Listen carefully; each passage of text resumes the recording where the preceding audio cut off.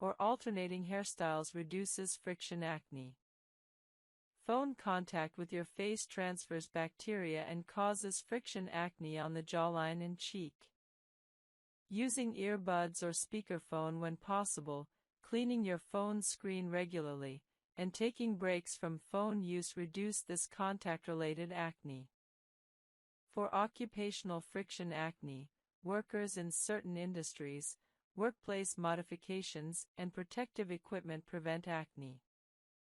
Ensuring clean, breathable protective equipment and maintaining good hygiene at work helps control occupational friction acne. Acne mechanica is often preventable through simple environmental modifications. Unlike acne requiring medications, friction acne responds to preventing the friction. This makes acne mechanica particularly frustrating when it occurs, since prevention is often simpler than treatment. Guide 54. Drug-induced acne and medication side effects. Certain medications trigger or worsen acne as a side effect. Recognizing drug-induced acne allows you to work with prescribers to modify medications or manage acne while necessary medications are continued. Corticosteroids commonly trigger acne or worsen existing acne. Systemic corticosteroids, oral, are more likely to cause acne than topical steroids, though topical steroids applied to face can also trigger acne. Patients on chronic systemic corticosteroids often experience significant acne requiring aggressive treatment. If corticosteroids are necessary, combining them with acne treatment is often required. Lithium, used for bipolar disorder treatment, causes acne in many patients. The mechanism involves effects on follicular epithelium and sebaceous gland function. Acne from lithium is sometimes severe. Working with your psychiatrist on whether alternative mood stabilizers are possible, or combining lithium with aggressive acne treatment, might be necessary. Anabolic steroids cause severe acne in nearly everyone using them. Anabolic steroid use for performance enhancement causes acne that often requires isotretinoin for management. The acne is typically severe, widespread, and on the trunk as well as face.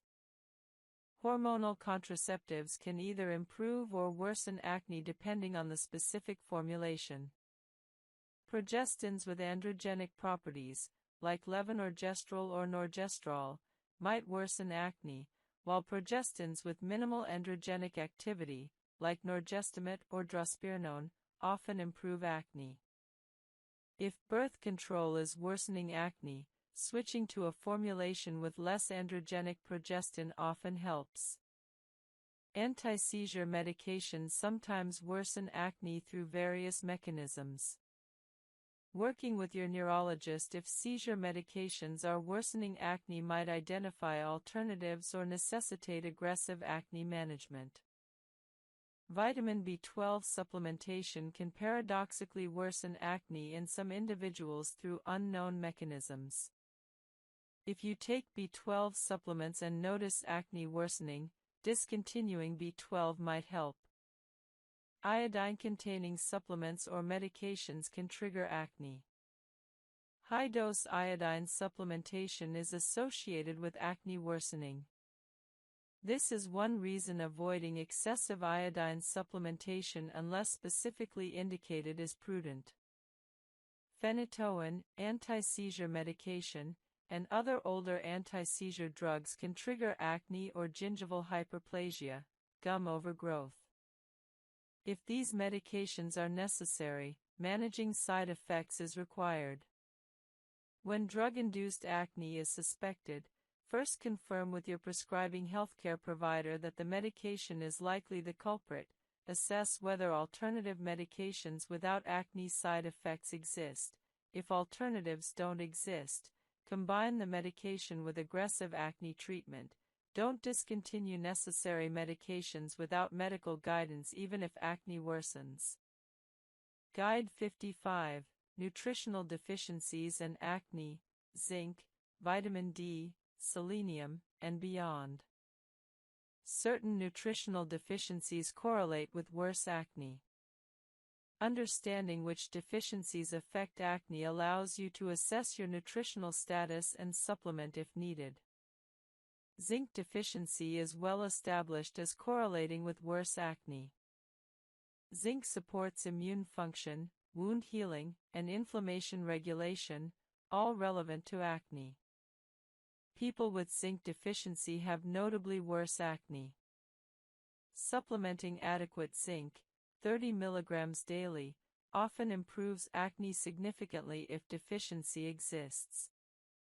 However, supplementing when not deficient provides minimal additional benefit. Identifying zinc deficiency involves blood testing.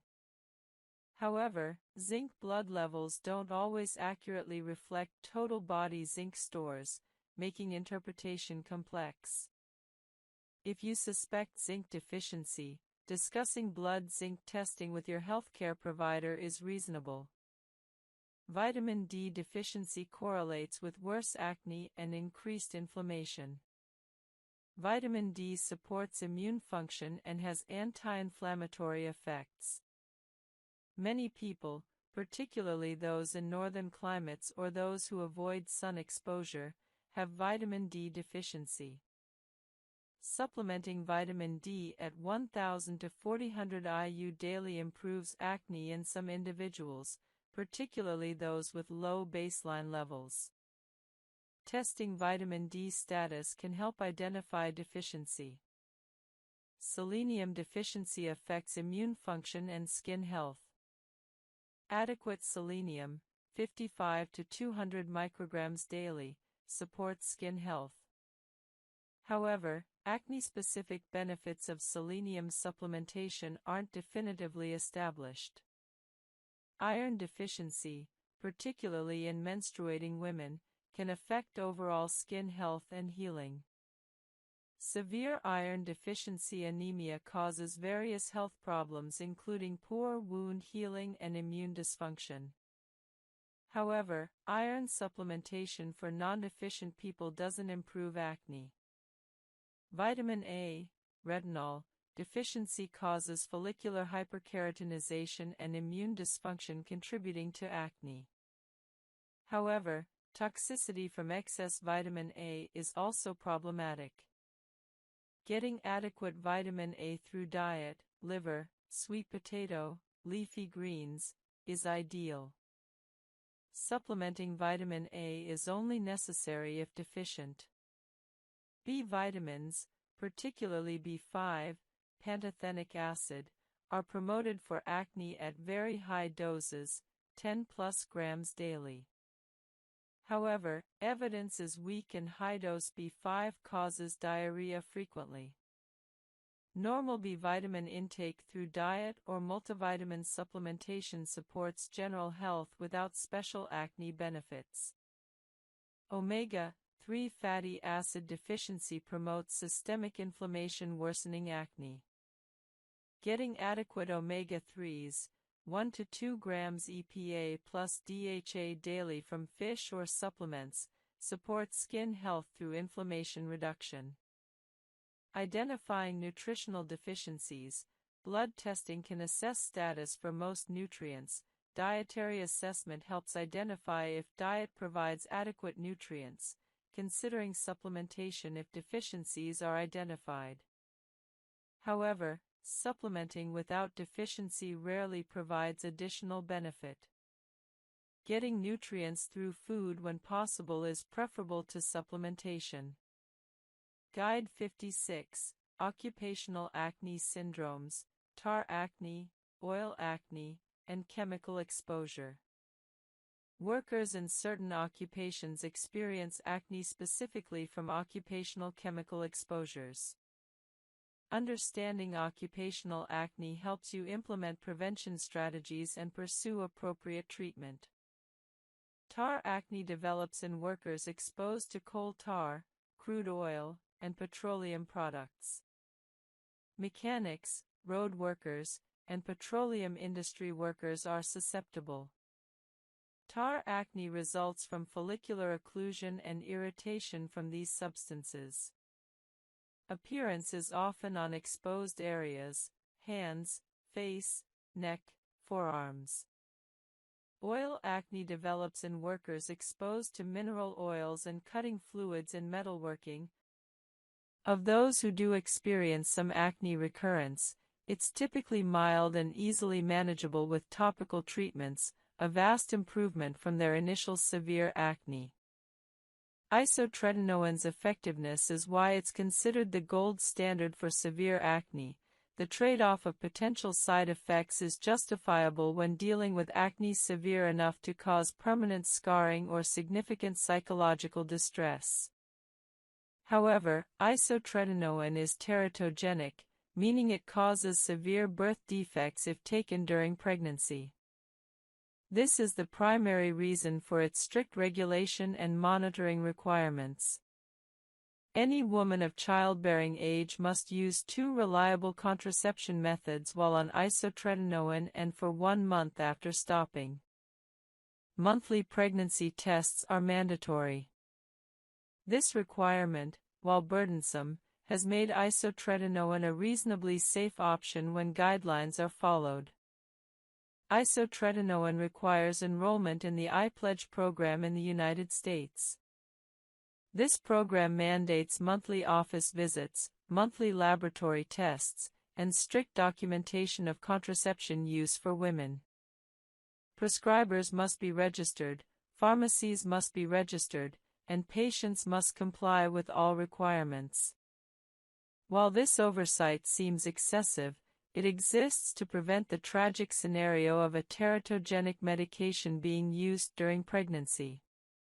Typical isotretinoin dosing is 0.5 to 1.0 mg/kg daily, with cumulative dosing targets of 120 to 150 mg/kg for optimal outcomes.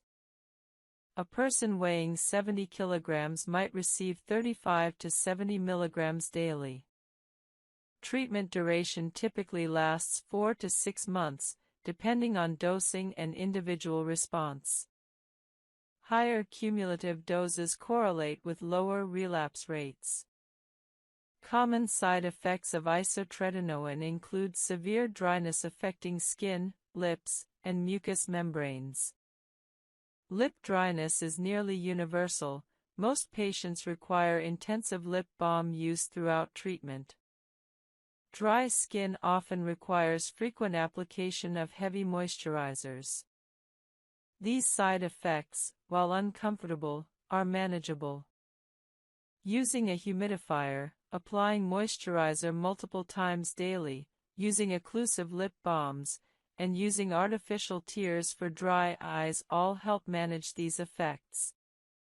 More serious potential side effects include birth defects, hence the strict contraception requirements, elevated liver enzymes, elevated triglycerides, requiring dietary management or medication, depression and mood changes, inflammatory bowel disease, and rare severe reactions.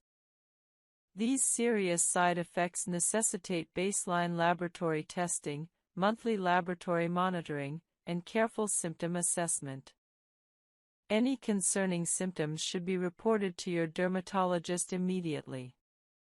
Depression and mood changes are particularly concerning. While actual isotretinoin-induced depression is rare, patients do report mood changes, and there's ongoing debate about causation versus correlation. Patients with personal or family history of depression should discuss this risk carefully with their dermatologist. Many dermatologists don't prescribe isotretinoin to patients with untreated depression or psychiatric conditions, or do so with additional psychiatric monitoring. Isotretinoin can cause temporary initial acne worsening, flaring, as sebaceous glands adjust and dead skin cells are shed.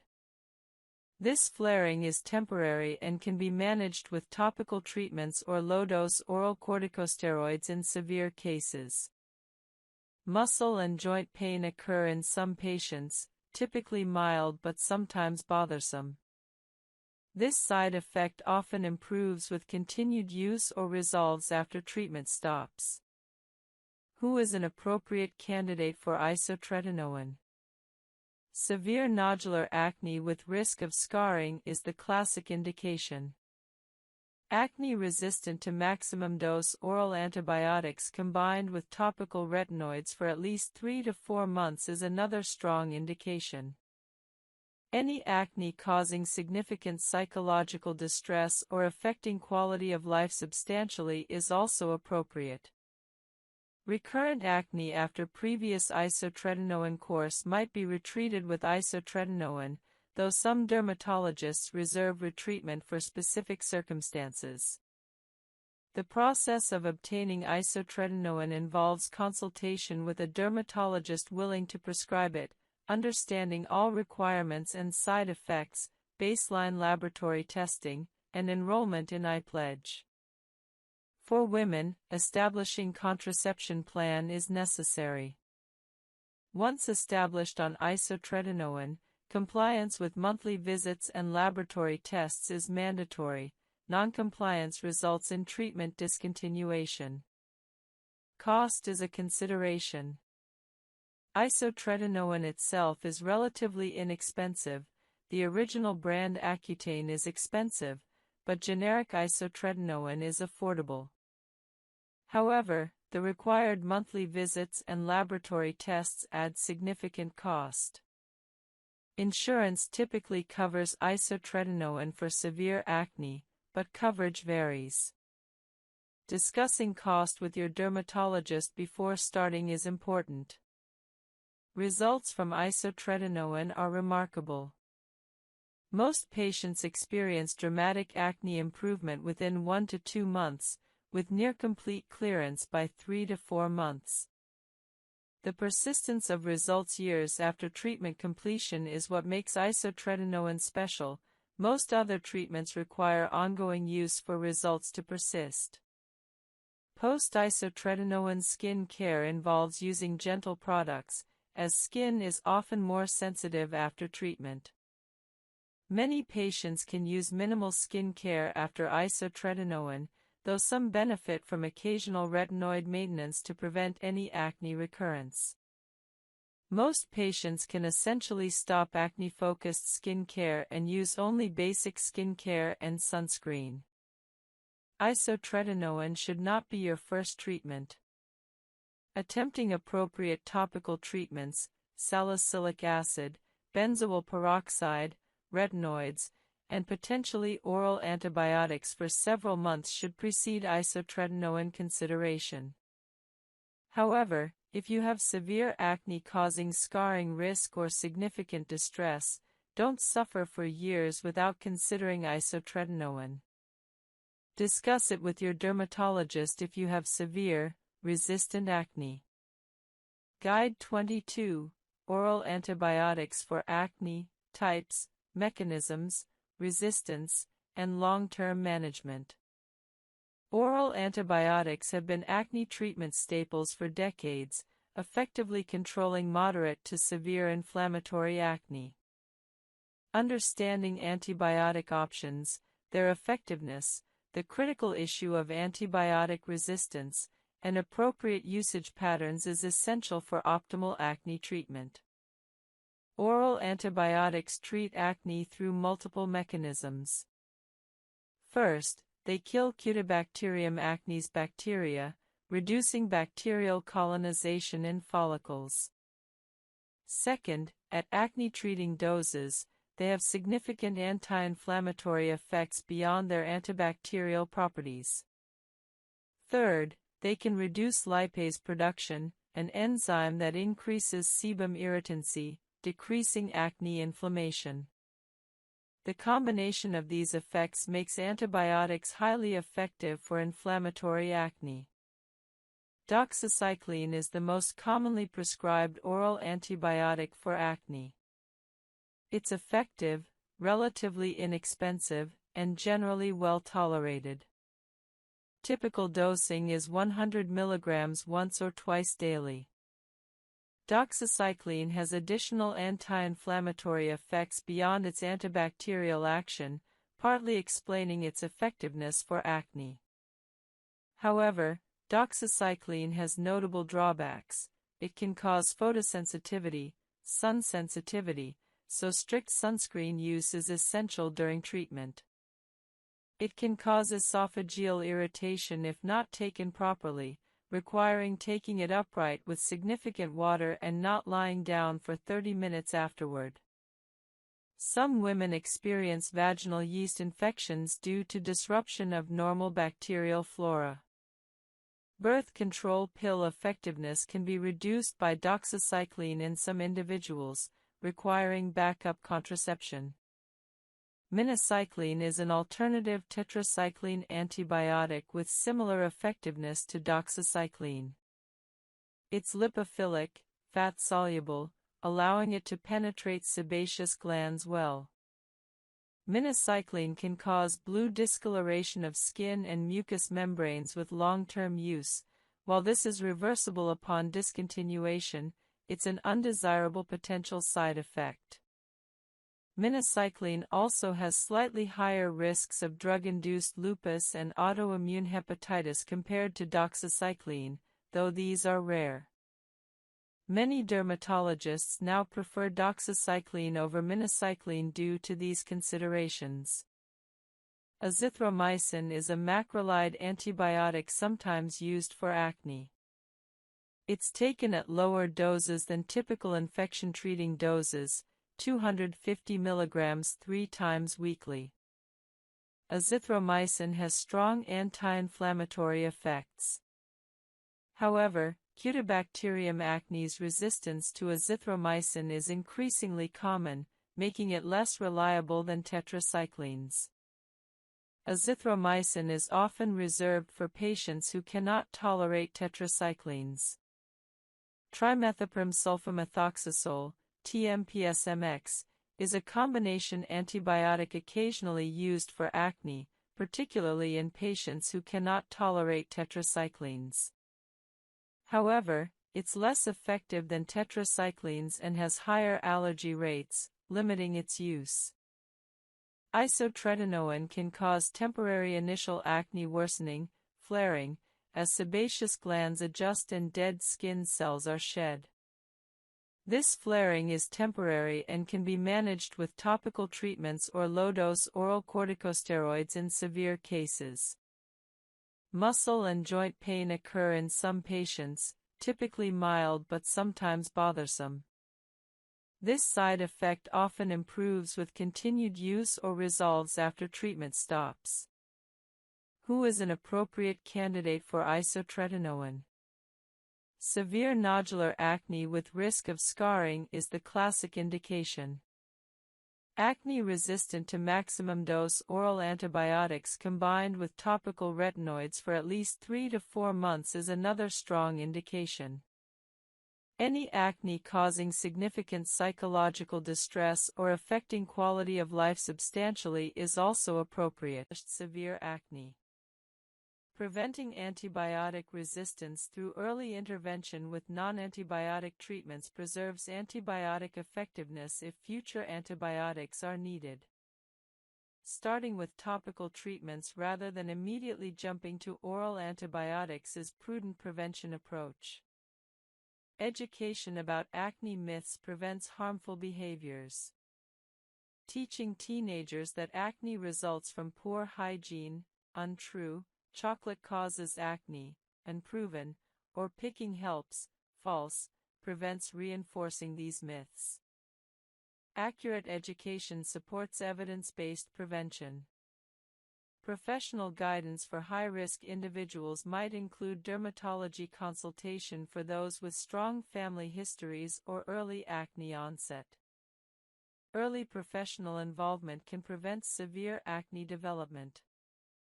Guide 60, Acne Maintenance After Successful Treatment, the Forever Routine. Once you've achieved clear skin after acne treatment, maintaining clarity requires ongoing commitment to maintenance. Understanding long-term maintenance distinguishes between temporary acne control and permanent clear skin. The first principle of maintenance is recognizing that acne tendency doesn't disappear, it's managed. Your skin's predisposition to acne remains, but with appropriate ongoing treatment, acne stays controlled. This is similar to maintaining any chronic condition. You don't stop managing diabetes once blood sugar is controlled, you maintain management indefinitely. Maintenance routines are typically simpler than treatment routines. While treatment might involve multiple actives used frequently, maintenance often involves fewer treatments used less frequently. For example, someone might use salicylic acid daily and benzoyl peroxide daily during treatment, but maintain clear skin with just retinoid at night and benzoyl peroxide spot treatments as needed. Identifying essential treatments through your treatment experience guides your maintenance routine. Which treatments were crucial to your success? Continue those indefinitely. Which were helpful but not essential?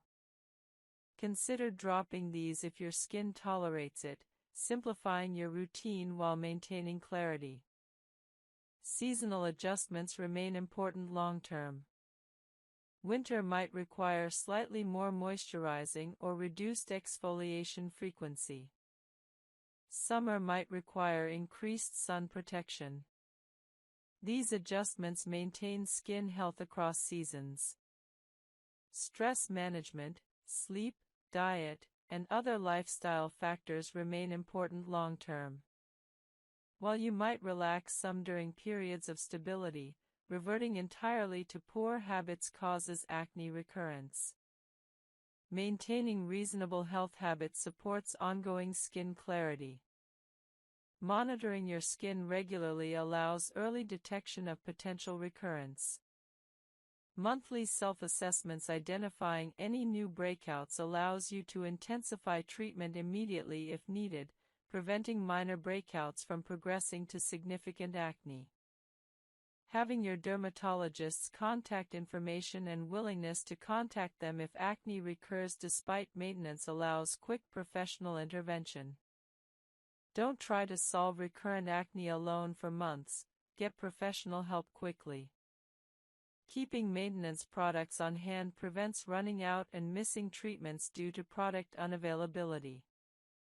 Some people order backup products when current products are half empty, ensuring continuity. Reframing maintenance as self-care rather than burden improves adherence long-term. Your skincare routine is caring for your body's largest organ, supporting not just appearance but overall skin health and barrier function. The ultimate goal of maintenance is such consistency that skincare becomes automatic, habitual, and integrated into your daily routine like brushing teeth. At this point, maintaining clear skin requires minimal conscious effort. Guide 61: Understanding acne in specific sports and athletic activities. Different sports expose athletes to different acne triggers. Understanding sport-specific acne patterns allows targeted prevention and management for athletes.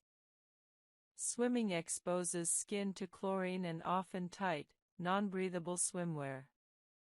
Chlorine is drying and irritating, worsening acne. Frequent swimmers often experience acne on face, chest, and shoulders. Prevention includes rinsing thoroughly after swimming, removing chlorine quickly through gentle cleansing, using moisturizer afterward to combat dryness, and wearing clean, breathable clothing after swimming. Contact sports, football, wrestling, rugby, involve friction, pressure from equipment, and contact with other players' skin and bodily fluids. Helmet friction often causes severe acne along helmet edges. Prevention includes ensuring equipment is clean, using protective barriers, adhesive tape, where possible, showering immediately after contact, and maintaining aggressive acne treatment during the season. Running and jogging cause profuse sweating and friction from clothing. Prevention includes wearing moisture-wicking, breathable clothing, showering immediately after exercise, cleansing sweat off before acne develops, and using lightweight, non-comedogenic sunscreen resistant to sweat. Cycling involves friction from tight cycling clothing and helmet wear. Prevention strategies similar to other sports apply. Weightlifting and resistance training involve pressure from equipment, sweat, and friction. Focusing on cleanliness of equipment, showering immediately after workouts, and changing into clean clothes prevents sweat-related acne. Yoga and other activities with face-on-mat contact, yoga, Pilates, certain exercises, can cause acne if mats aren't clean. Using personal mats, washing them regularly, and avoiding touching your face during exercise helps. General athletic acne prevention across all sports includes showering within 1 to 2 hours after exercise, not wearing sweat-soaked clothing longer than necessary, cleansing face, neck, and areas covered by equipment, using clean towels, maintaining aggressive acne treatment during athletic seasons when acne tends to worsen. Working with dermatologists familiar with athletic acne helps develop sport-specific prevention and treatment plans. Some athletes benefit from temporary treatment intensification during seasons when their sport-specific acne triggers are highest. Guide 62: Acne treatment during immunosuppression and immune compromise. Immunosuppressed individuals, those with HIV, on immunosuppressive medications, with certain diseases, experience altered acne patterns and treatment responses. Managing acne in immunocompromised individuals requires special considerations.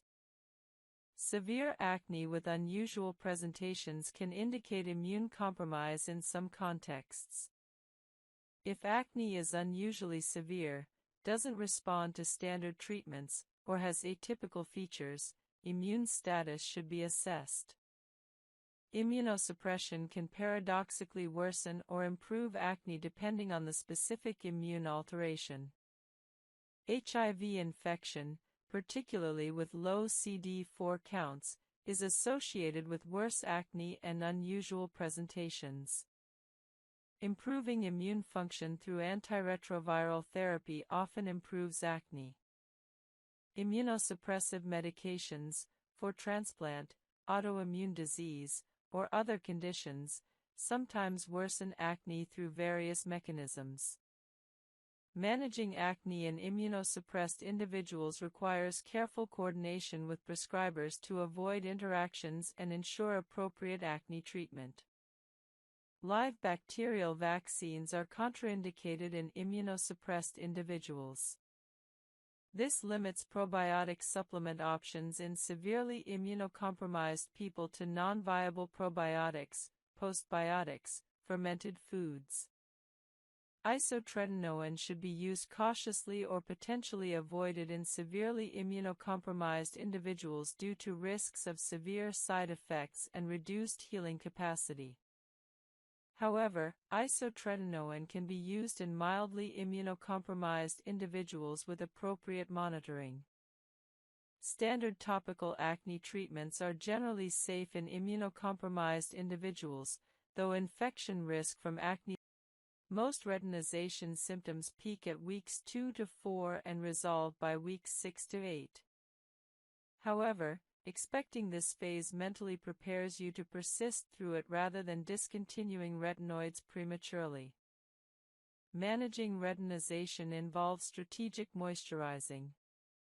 The sandwich method, applying retinoid, waiting 20 minutes, applying moisturizer, waiting a few minutes, then applying another thin moisturizer layer, significantly reduces retinization severity while maintaining efficacy. As your skin adapts over 8 to 12 weeks, you can gradually stop using the sandwich method, eventually applying retinoid directly to dry skin. Buffering retinoid strength temporarily by mixing it with moisturizer reduces irritation without substantially compromising effectiveness. Some experienced retinoid users eventually apply retinoids directly to skin for maximum strength, while others continue using the sandwich method indefinitely because it works well for them. There's no wrong approach. Use whatever maintains your skin health while providing desired results. Niacinamide effectively reduces retinoid irritation. Using niacinamide serum in the morning and retinoid at night doesn't provide the irritation-reducing effect. However, some evidence suggests applying niacinamide before retinoid, allowing niacinamide to dry, then applying retinoid on top, might reduce irritation slightly. This is controversial, with some experts suggesting niacinamide interferes with retinoid efficacy, while others dispute this. For most people, using niacinamide and retinoid at different times is the safest approach. Ceramide-rich moisturizers particularly well support retinoid use by maintaining barrier health during treatment. Using moisturizers specifically formulated with ceramides, cholesterol, and fatty acids alongside retinoids helps prevent excessive dryness and irritation. Combining retinoids with other actives requires careful sequencing. Retinoids should not be combined with AHAs, BHAs, or vitamin C initially. After 12+ weeks of stable retinoid use, you might carefully introduce another active on different nights. Many experienced users successfully use retinoid nightly and salicylic acid or benzoyl peroxide on alternate mornings, but this requires well-adapted skin. Retinoid stability matters for effectiveness. Retinol degrades with light and air exposure. Products in opaque, airtight packaging remain stable longer than those in clear or non-airtight packaging. Storing retinoid products in cool, dark places preserves stability. Retinoids become less effective as they degrade, so proper storage extends product effectiveness and lifespan. Retinoid pulse dosing, using retinoids intensively for periods, then taking breaks, is a strategy some dermatologists recommend. The theory is that continuous daily use might cause adaptation, reduced effectiveness, while pulsing maintains efficacy.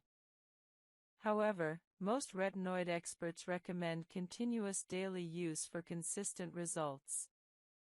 Occasional breaks for barrier repair are reasonable, but pulsing isn't necessary for maintaining retinoid effectiveness long-term. Combination retinoid protocols use multiple retinoids simultaneously for enhanced benefit. For example, using low-concentration tretinoin at night combined with retinol in the morning. However, this advanced approach requires very well-adapted skin and should only be attempted under professional guidance. It increases irritation risk and isn't necessary for most people. Pregnancy and retinoid use requires special consideration. Retinoids are teratogenic and should not be used during pregnancy. Women of childbearing potential using isotretinoin must use reliable contraception. Tretinoin used during pregnancy is controversial. Some studies suggest it's safe at prescribed topical doses where systemic absorption is minimal, while others recommend avoiding it. Discuss retinoid use with your obstetrician if planning pregnancy or pregnant. Adapting retinoid use seasonally may be beneficial. In winter, when skin is naturally drier, you might reduce retinoid frequency or concentration, or increase moisturizing support. In summer, if your skin tolerates it, you might increase retinoid frequency for more aggressive treatment.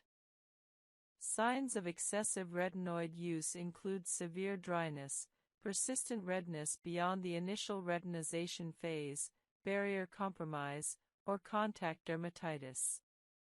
If you experience these, reduce frequency or concentration. There's no badge of honor for using the highest concentration or frequency if your skin is suffering. Optimal retinoid use maintains healthy skin while providing acne and anti-aging benefits. Guide 34. Sleep quality and acne, mechanisms, optimization strategies, and sleep-specific skincare. Sleep profoundly affects acne through multiple physiological mechanisms. Understanding sleep acne connections and implementing sleep optimization and sleep-specific skincare significantly improves acne.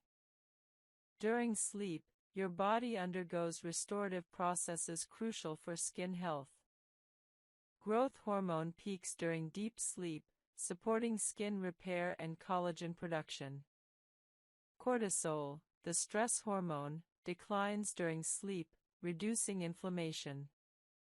Immune function is enhanced during sleep, supporting the body's ability to fight infection-causing bacteria. Cellular turnover occurs during sleep, with dead skin cells being replaced by new ones.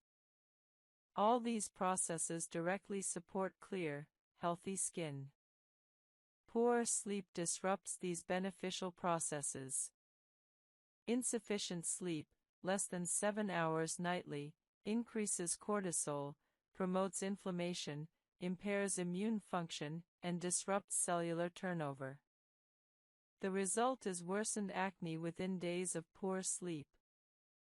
Many people notice acne worsening after only 1 or 2 nights of insufficient sleep, demonstrating sleep's direct acne effects. Sleep timing matters as much as sleep duration. Your body has a circadian rhythm, an internal clock regulating hormone release and physiological processes.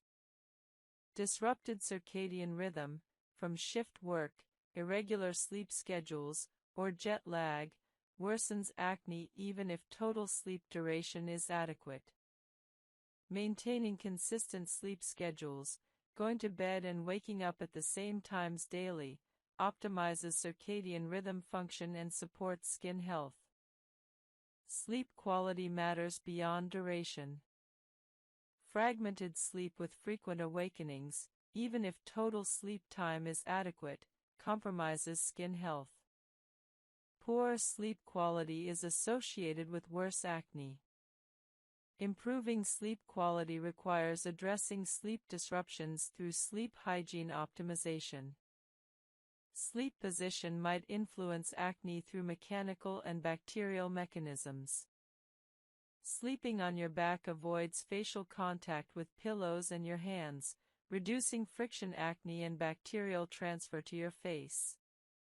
Sleeping on your side or stomach involves prolonged face pillow contact, increasing friction and bacterial exposure.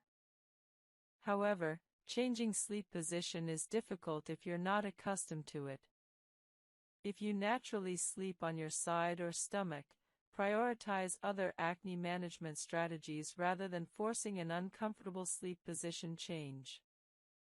Pillowcase cleanliness significantly impacts acne. Dirty pillowcases accumulate bacteria, oil, and dead skin cells, all of which transfer to your face during sleep. Some dermatologists recommend changing pillowcases every 2 to 3 days for acne-prone individuals. Alternatively, sleeping on a clean towel over your pillowcase and changing the towel daily is effective and economical. Some people with severe acne benefit from silk or satin pillowcases, which create less friction and accumulate less bacteria than cotton. Bedroom temperature affects sleep quality. Warmer rooms increase perspiration, creating a moist environment promoting bacterial growth and acne. A cooler bedroom, around 65 to 68 degrees Fahrenheit or 18 to 20 degrees Celsius, supports better sleep and reduces nighttime sweating. If your bedroom is too warm, Using a fan or air conditioning improves both sleep quality and acne through multiple mechanisms. Humidity in the bedroom affects skin and sleep. Excessively dry air, from heating systems or dry climate, irritates skin and disrupts sleep. Excessively humid air promotes bacterial growth and acne. Moderate humidity, 30 to 50%, is optimal. Using a humidifier in dry climates or a dehumidifier in humid climates optimizes sleep environment and supports skin health. Light exposure, particularly blue light from screens, suppresses melatonin production, disrupting sleep timing and quality. Using devices before bed worsens sleep through this mechanism. Stopping screen use 30 to 60 minutes before bed improves sleep quality. Using blue light filters on devices if evening screen use is unavoidable provides some protection. Getting your acne type right prevents wasting time on ineffective treatments. Step 2. Assess your skin type and sensitivities. Is your skin oily, dry, combination, or balanced? Very sensitive or robust? Do you have history of allergic reactions? Do you have rosacea or other reactive conditions? This information determines which products and concentrations your skin tolerates. Sensitive skin requires gentler products, lower active ingredient concentrations, and slower introduction of new treatments. Oily skin tolerates stronger treatments and higher concentrations. Dry skin requires careful moisturizing even while using drying treatments. Step 3. Evaluate contributing factors. What worsens your acne? Stress? Hormonal cycles? Certain foods? Sleep deprivation? Specific products? Environmental factors? Identifying contributing factors allows you to address root causes alongside medical treatment. If stress worsens acne, stress management becomes part of your treatment. If hormonal cycles worsen acne, tracking cycles and timing treatment adjustments helps. Step 4. Set realistic timelines and goals. Most acne improves over 8 to 12 weeks of consistent treatment. Severe acne might take 4 to 6 months or longer. Scars fade over 6 to 12 months with appropriate treatment. Setting realistic expectations prevents discouragement from expecting overnight results. Your goal might be clear skin or manageable acne with occasional breakouts, depending on your acne severity. Step 5. Design your morning routine. Start with a gentle cleanser appropriate for your skin type, used with lukewarm water. Follow with optional essences or hydrating toners if desired. Apply any morning actives, perhaps vitamin C serum for antioxidant protection. Apply your morning moisturizer. Finish with SPF 30+ sunscreen. This entire routine should take 5 to 10 minutes. Keep it simple so it's sustainable.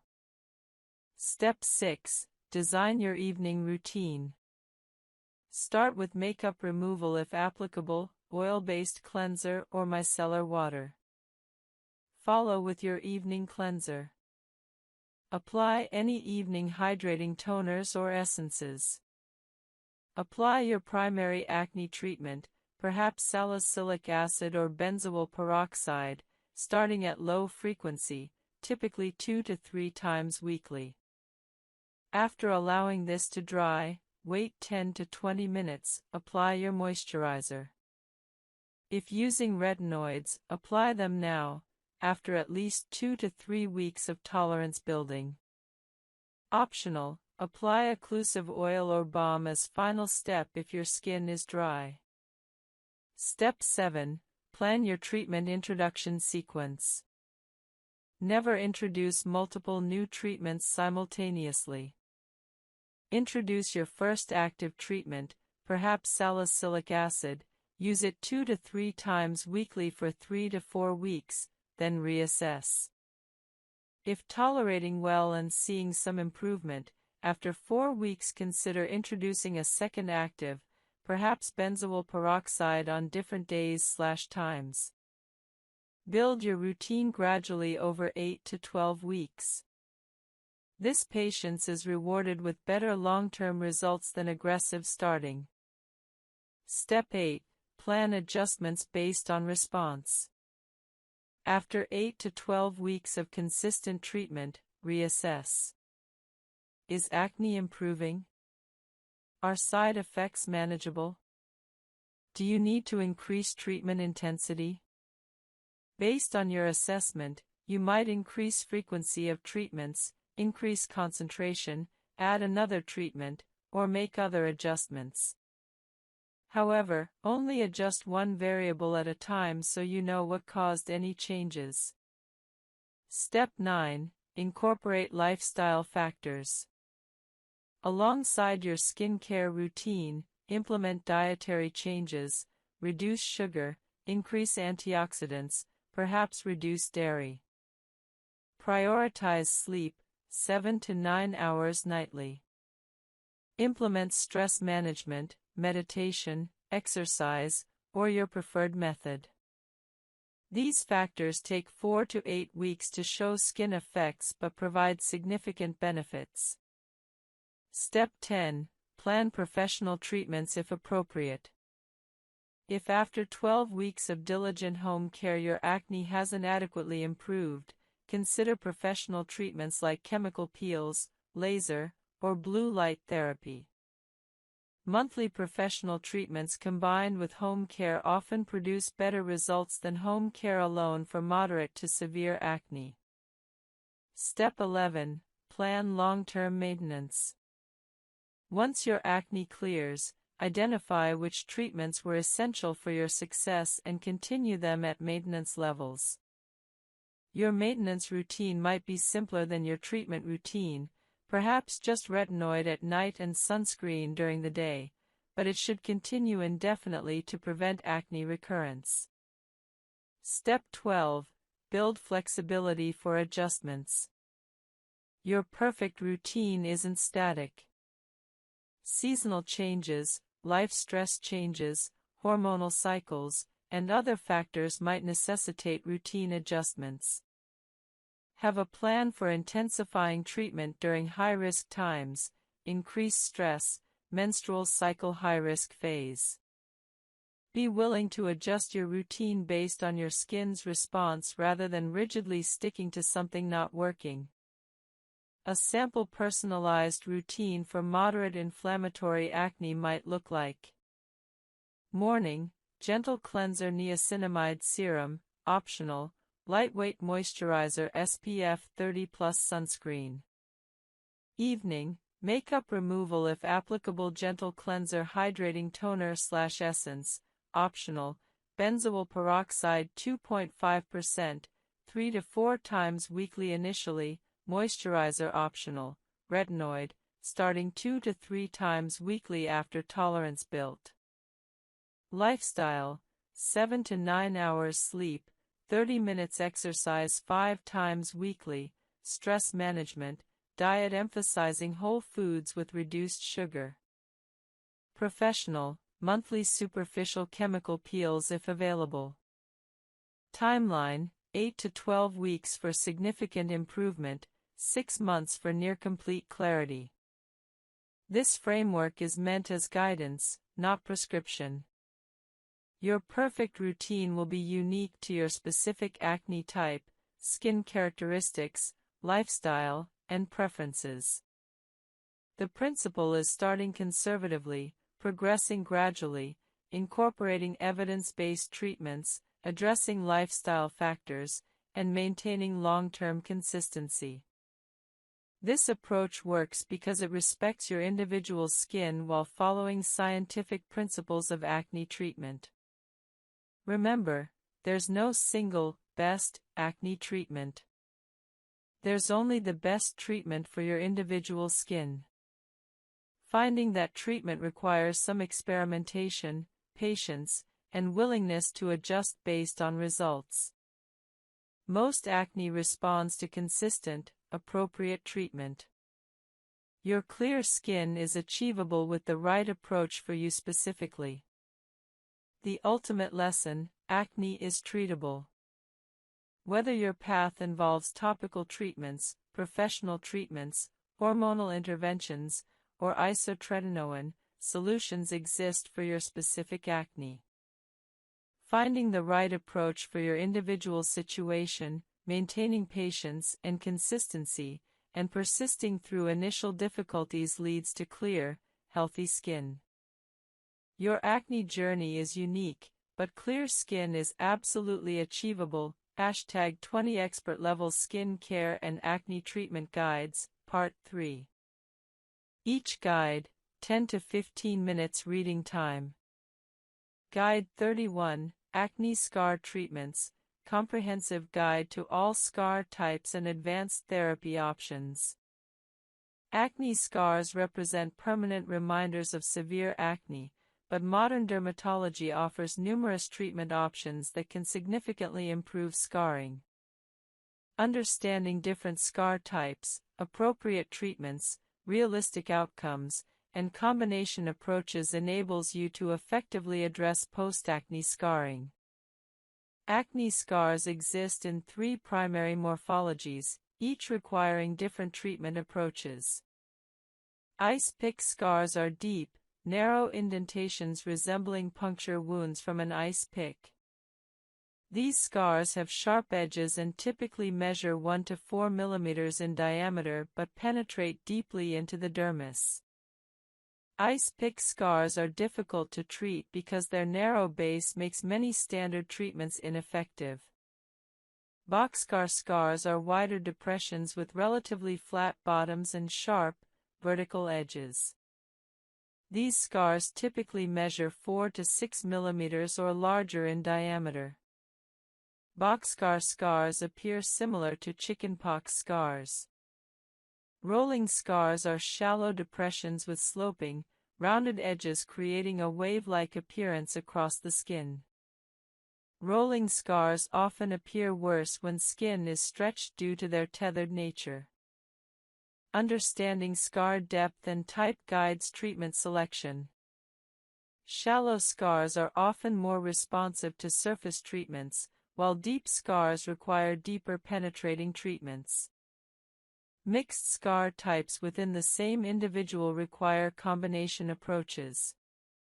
Prevention remains the gold standard scar treatment. Avoiding picking, squeezing, or extracting acne prevents scarring. Treating acne aggressively to minimize deep inflammation prevents scarring. For clearer skin. Heat and humidity increase sebum production and promote bacterial growth, worsening acne. People living in tropical climates or hot, humid environments experience more significant acne than those in cool, dry climates. While you can't change your climate, understanding that heat worsens acne helps you implement compensatory strategies. Increase air conditioning use if possible. Use a humidifier in dry climates to prevent the skin barrier compromise that can paradoxically worsen acne. Keep skin cleaner during hot, humid times when sebum production is highest. Sweating creates moisture that promotes bacterial growth in pores. Athletes or people with active occupations experience acne worsening related to sweat. The solution is simple: shower immediately after sweating, change into clean clothes, and avoid touching your face during exercise. Exercise itself is beneficial for stress reduction and hormonal balance, so don't avoid it, just manage post-exercise hygiene properly. Friction from tight clothing, athletic equipment, or repetitive face touching, occupational hand-face contact, can trigger acne.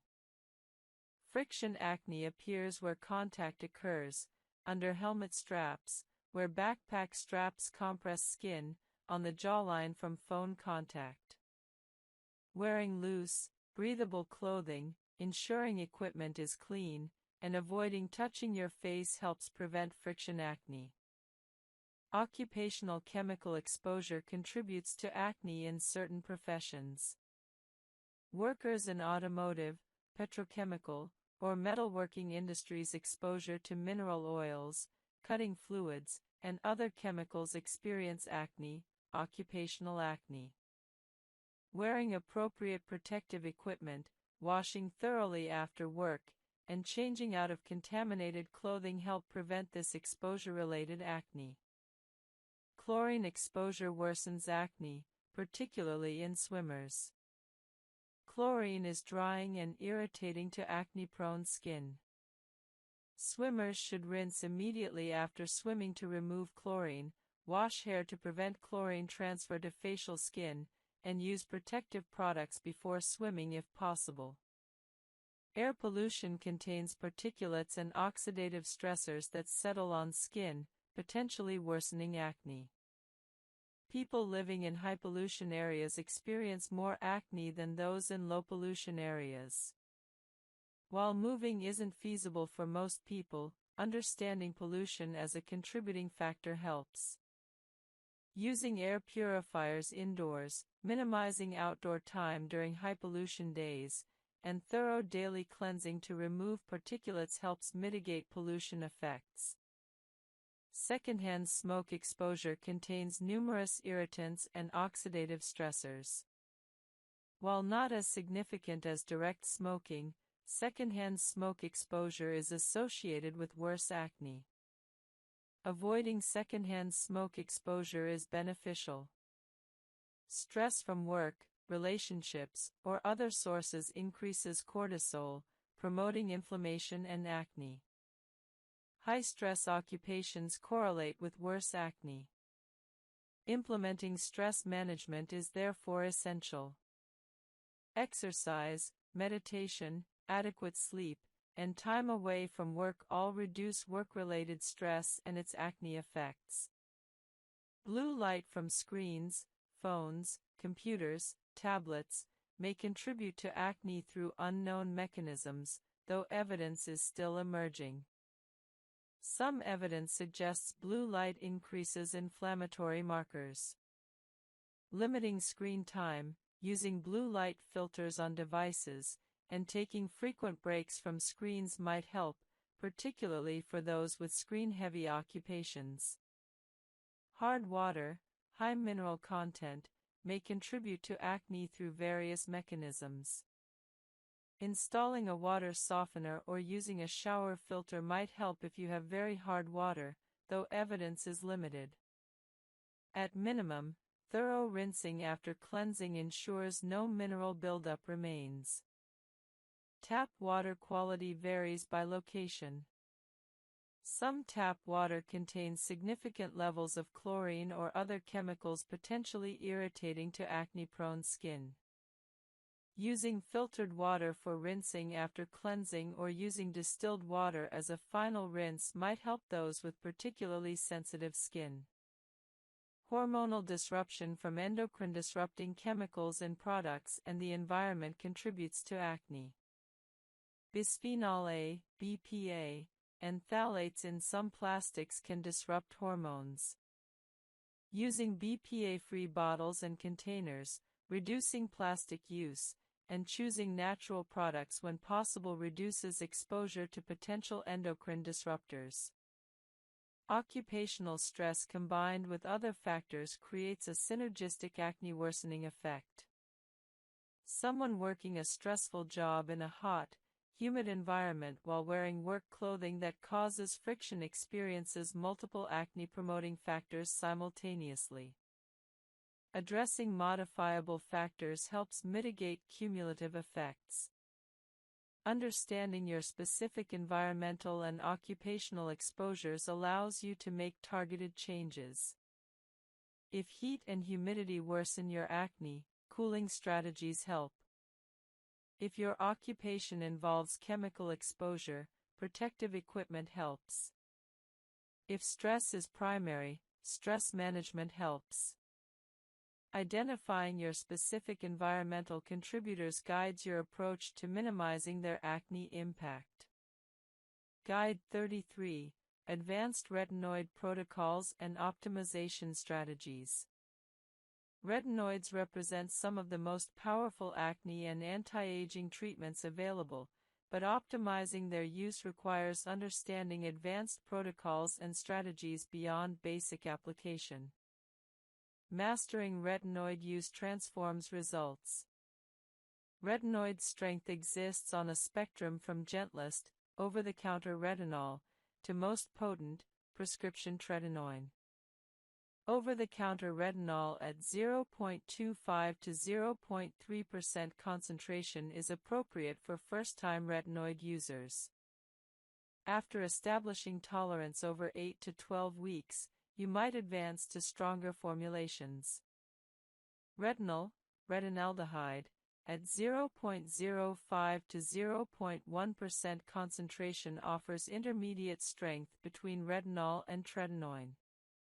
Prescription retinoids include tretinoin, Retin-A, at 0.025 to 0.1%, adapalene, Differin, at 0.1%, and tazarotene at 0.025 to 0.1%. The difference between 0.025% and 0.1% tretinoin is substantial in terms of strength and irritation potential. The start low, go slow principle maximizes retinoid tolerance. Begin with the lowest concentration at the lowest frequency, 2 to 3 times weekly. Resist the temptation to speed up progression. After 4 weeks at your current concentration and frequency, assess tolerance. If you're experiencing minimal irritation and want faster improvement, increase frequency to 3 to 4 times weekly. After another 4 weeks, increase to 5 to 6 times weekly. After another 4 weeks, use nightly. Only after reaching nightly use at current concentration should you consider increasing concentration. This progression takes 12+ weeks but maximizes adaptation and minimizes retinization phase severity. The retinization phase, temporary redness, dryness, peeling, and potential acne worsening, is unavoidable but manageable. Rather than viewing retinization as treatment failure, recognize it as adaptation to a powerful treatment. Severe, extensive scarring might warrant multiple treatment types performed sequentially. Realistic expectations are essential. Most scars can be significantly improved but rarely completely eliminated. Even after multiple treatments, mild scarring typically remains. However, significant improvement is usually achievable with appropriate treatments. Guide 13: Face masks and professional facials for acne management. Face masks and professional facials supplement your daily skincare routine, providing concentrated treatments and professional expertise. Understanding various mask types and facial treatments helps you select appropriate options for your skin concerns. Clay masks absorb excess oil and impurities, making them ideal for oily, acne-prone skin. Green clay and kaolin clay are particularly effective. These masks draw out sebum, bacteria, and impurities from pores. Use clay masks 1 to 2 times weekly for 10 to 15 minutes on clean skin. Apply evenly, avoiding the eye area. As the mask dries, you'll feel slight tightening as oil is extracted. Rinse with lukewarm water and follow with moisturizer, as clay masks can be drying. Sheet masks infused with acne-fighting ingredients like salicylic acid, tea tree oil, or niacinamide provide targeted treatment and hydration simultaneously. Apply sheet masks to clean skin for 15 to 20 minutes, then remove and pat remaining serum into skin. Use 2 to 3 times weekly. Sheet masks are convenient, mess-free, and come in numerous formulations targeting specific concerns. Hydrating masks with hyaluronic acid, glycerin, or ceramides balance skin and prevent overdrying from acne treatments. These masks are essential if your acne treatment regimen is causing excessive dryness. Use hydrating masks 1 to 2 times weekly, particularly on days when you're using strong actives like retinoids or chemical exfoliants. Mud masks similar to clay masks draw impurities from pores while providing mineral content. Some formulations include additional active ingredients. Use similarly to clay masks, 1 to 2 times weekly for 10 to 15 minutes. Charcoal masks draw impurities from deep within pores. While popular, they can be overly drying. Use sparingly, perhaps monthly, if you have very oily skin. Avoid if your skin is dry or sensitive. Overnight masks are left on overnight and act as intensive treatments. Some are essentially very rich moisturizers, while others contain actives like retinol or acids. These work well for providing intensive treatment without time constraints. Apply as your final nighttime step and sleep with the mask on. Spot masks apply highly concentrated treatments to specific areas rather than your entire face. These are useful when some areas are more problematic than others. Apply to clean skin and leave on as directed. Important mask principles: never use multiple mask types on the same day.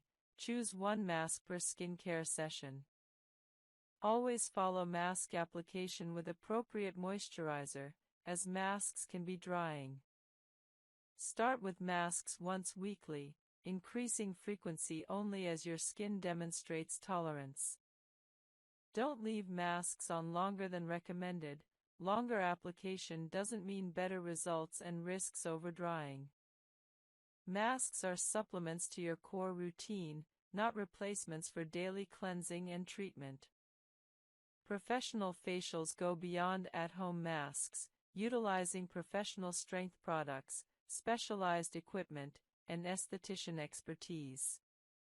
A typical acne-focused facial includes cleansing, exfoliation, extraction, treatment mask, and moisturizer application. The extraction component, professional removal of comedones, provides benefits impossible to achieve safely at home. Hydrofacial uses suction technology to extract impurities from pores without harsh manual extraction. A spiral tip applies suction while simultaneously infusing treatment serums.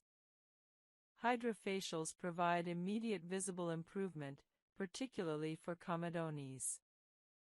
Most people see results after a single treatment, with cumulative benefits after 4 to 6 treatments performed monthly. Chemical peel facials use professional strength acids, glycolic acid, salicylic acid, or lactic acid, to exfoliate multiple skin layers. Superficial peels cause mild redness and slight flaking but require no downtime. Medium peels cause more significant exfoliation and require several days of recovery. Chemical peels improve acne, texture, and hyperpigmentation significantly. Monthly superficial peels or quarterly medium peels provide excellent results. Blue light therapy facials use specific light wavelengths to kill acne-causing bacteria. Blue light, around 415 nanometers wavelength, is particularly effective against Cutibacterium acnes. Treatments typically last 15 to 20 minutes. Most treatment plans include 6 to 8 sessions, sometimes combined with red light therapy for inflammation reduction. Blue light therapy is particularly valuable for those seeking non-chemical treatment or for bacterial acne resistant to other treatments. Microdermabrasion facials use fine crystals or a diamond tip to physically exfoliate skin. This removes dead skin cells, unclogs pores, and stimulates collagen production. Results are immediate visible skin smoothing.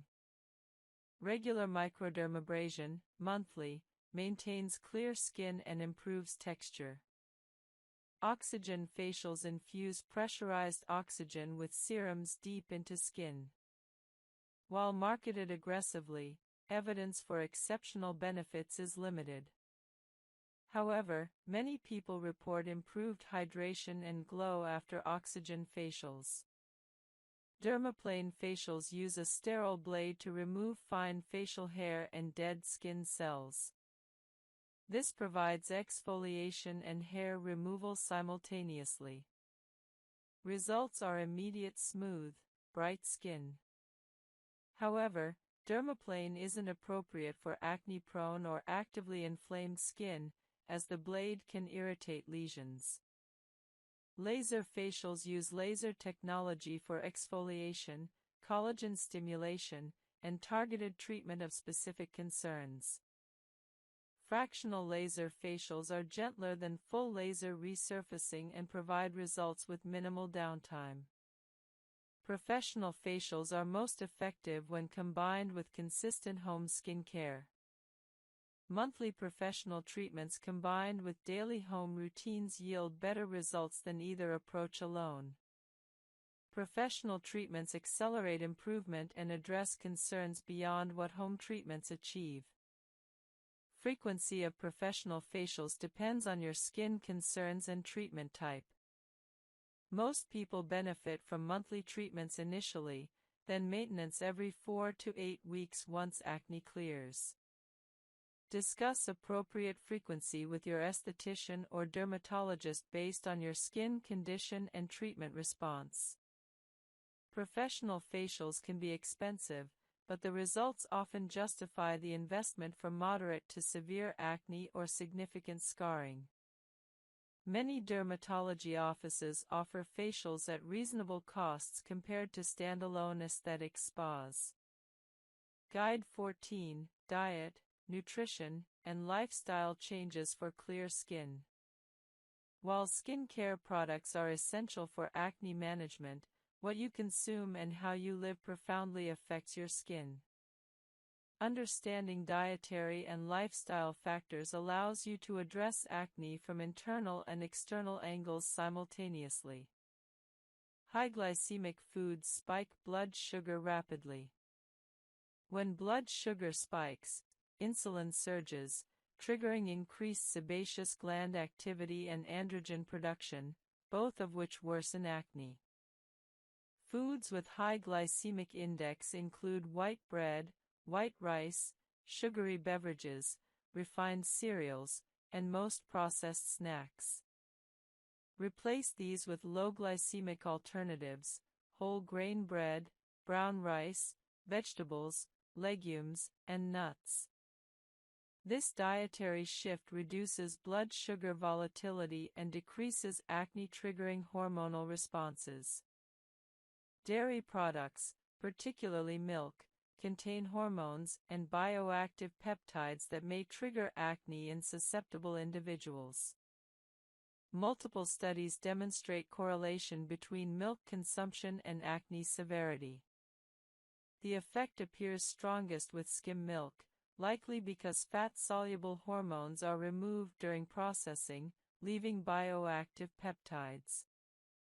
If you consume significant dairy and struggle with acne, try reducing or eliminating dairy for 4 to 6 weeks to assess impact. Many people notice significant acne improvement after reducing dairy. If dairy doesn't appear to worsen your acne, you don't need to eliminate it. Omega-3 fatty acids reduce systemic and skin inflammation. Foods rich in omega-3s include fatty fish, salmon, mackerel, sardines, walnuts, ground flax seeds, and chia seeds. Eat omega-3 rich foods 2 to 3 times weekly or consider supplementation if dietary intake is insufficient. Studies show that increasing omega-3 intake improves acne, likely through inflammation reduction. Antioxidant-rich foods protect skin from free radical damage and reduce inflammation. Berries, blueberries, strawberries, raspberries, dark leafy greens, spinach, kale, colorful vegetables, carrots, bell peppers, tomatoes, and dark chocolate all contain powerful antioxidants. Eating colorful foods daily provides antioxidant support. Zinc supports immune function and skin healing. Foods rich in zinc include oysters, beef, pumpkin seeds, and chickpeas. Some evidence suggests zinc supplementation improves acne, particularly in zinc-deficient individuals. Typical supplementation is 25 to 30 milligrams daily. Don't exceed this without medical guidance, as excess zinc causes nausea and copper deficiency. Vitamin D plays roles in immune function and skin health. Sunlight exposure stimulates vitamin D production, but many people don't get adequate sun exposure. Vitamin D-rich foods include fatty fish, egg yolks, and fortified milk. Some people benefit from vitamin D supplementation, particularly during winter or in northern climates. Typical supplementation is 1,000 to 2,000 IU daily. Consult your doctor about appropriate dosing. Hydration deserves emphasis. Drinking adequate water, about 8 to 10 glasses daily, more with exercise, maintains skin hydration from within, supports detoxification, and promotes overall health. Proper hydration improves skin clarity and reduces compensatory sebum overproduction from dehydration. Limiting sugar and refined carbohydrates is perhaps the single most impactful dietary change for acne. Sugar causes inflammation throughout your body, worsens acne, and accelerates aging. Reducing sugar by replacing sugary beverages with water, limiting desserts, and avoiding processed foods with hidden sugar improves acne significantly. Most people notice improvement within 2 to 4 weeks of reducing sugar. Stress is a major acne trigger. Chronic stress increases cortisol production, which increases inflammation and androgen activity.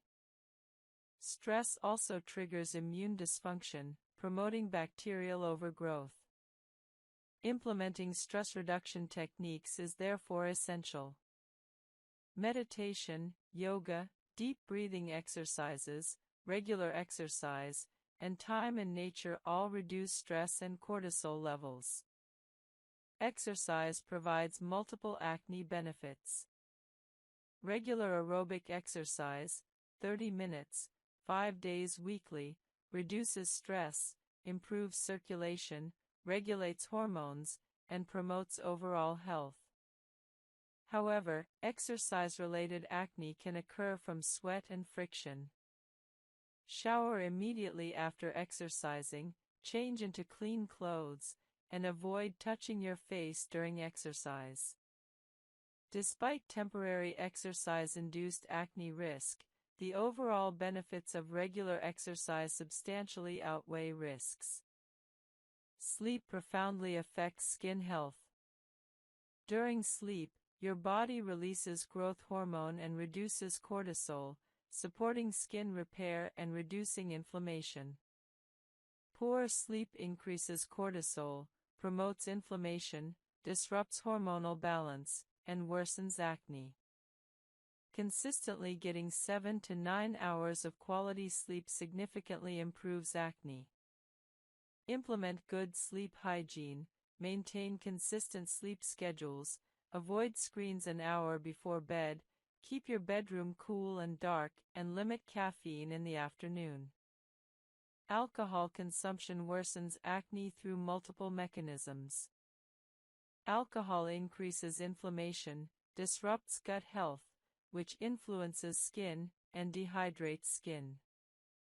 If you drink alcohol, do so moderately and ensure adequate hydration. Heavy alcohol consumption noticeably worsens acne in most people. Smoking impairs skin healing, increases inflammation, and worsens acne. Smokers typically have worse acne than non-smokers. Quitting smoking improves acne and overall health dramatically. Gut health increasingly appears important for skin health.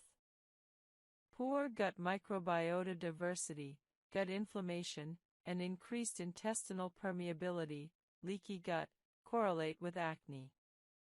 Eating fermented foods, yogurt, kimchi, sauerkraut, fiber-rich foods, vegetables, whole grains, legumes, and possibly taking probiotic supplements supports healthy gut microbiota. While gut acne connections are still being researched, the evidence suggests supporting gut health helps skin. Hormonal regulation through lifestyle is important, particularly for women with hormonal acne. Regular exercise, stress reduction, adequate sleep, and healthy diet all support hormonal balance.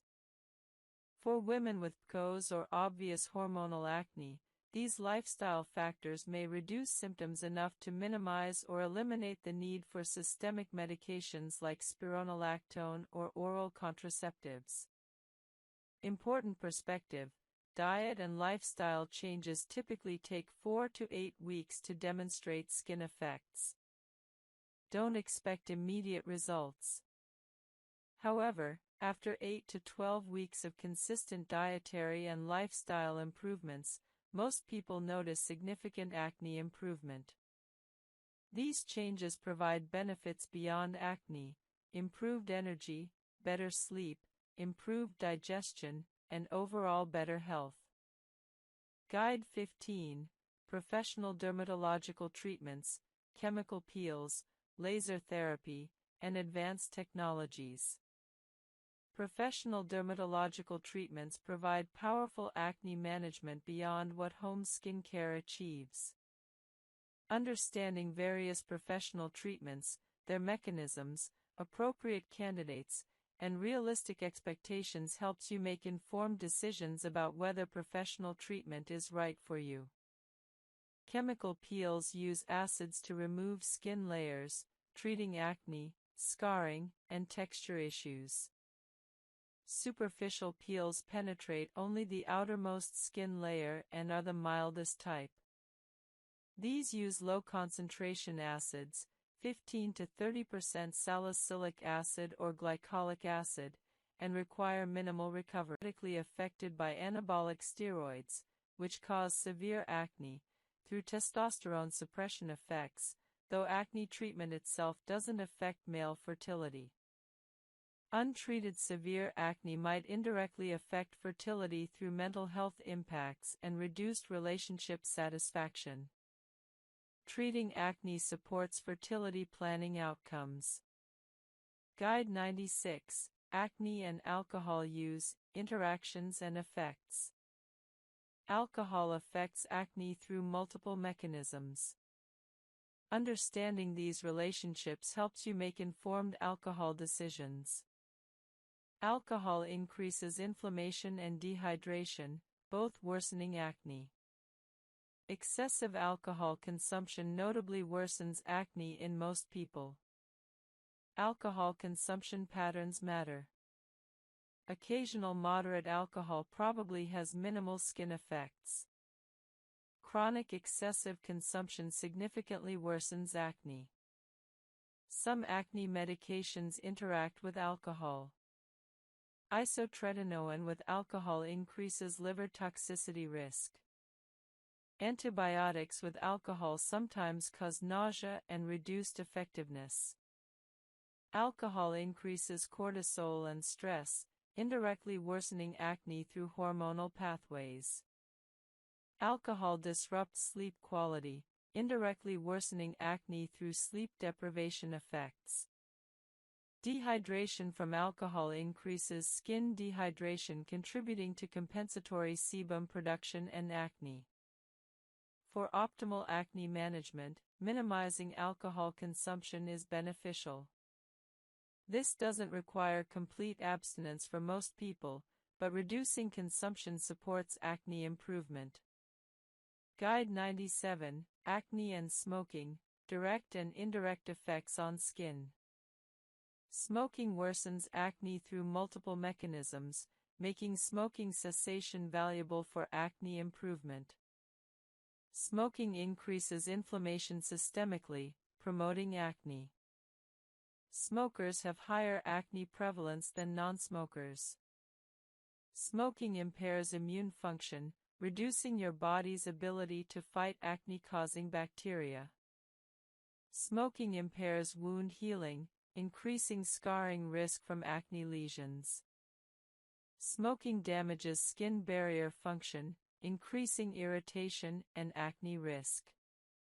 Secondhand smoke exposure, while less harmful than direct smoking, also worsens acne through similar mechanisms.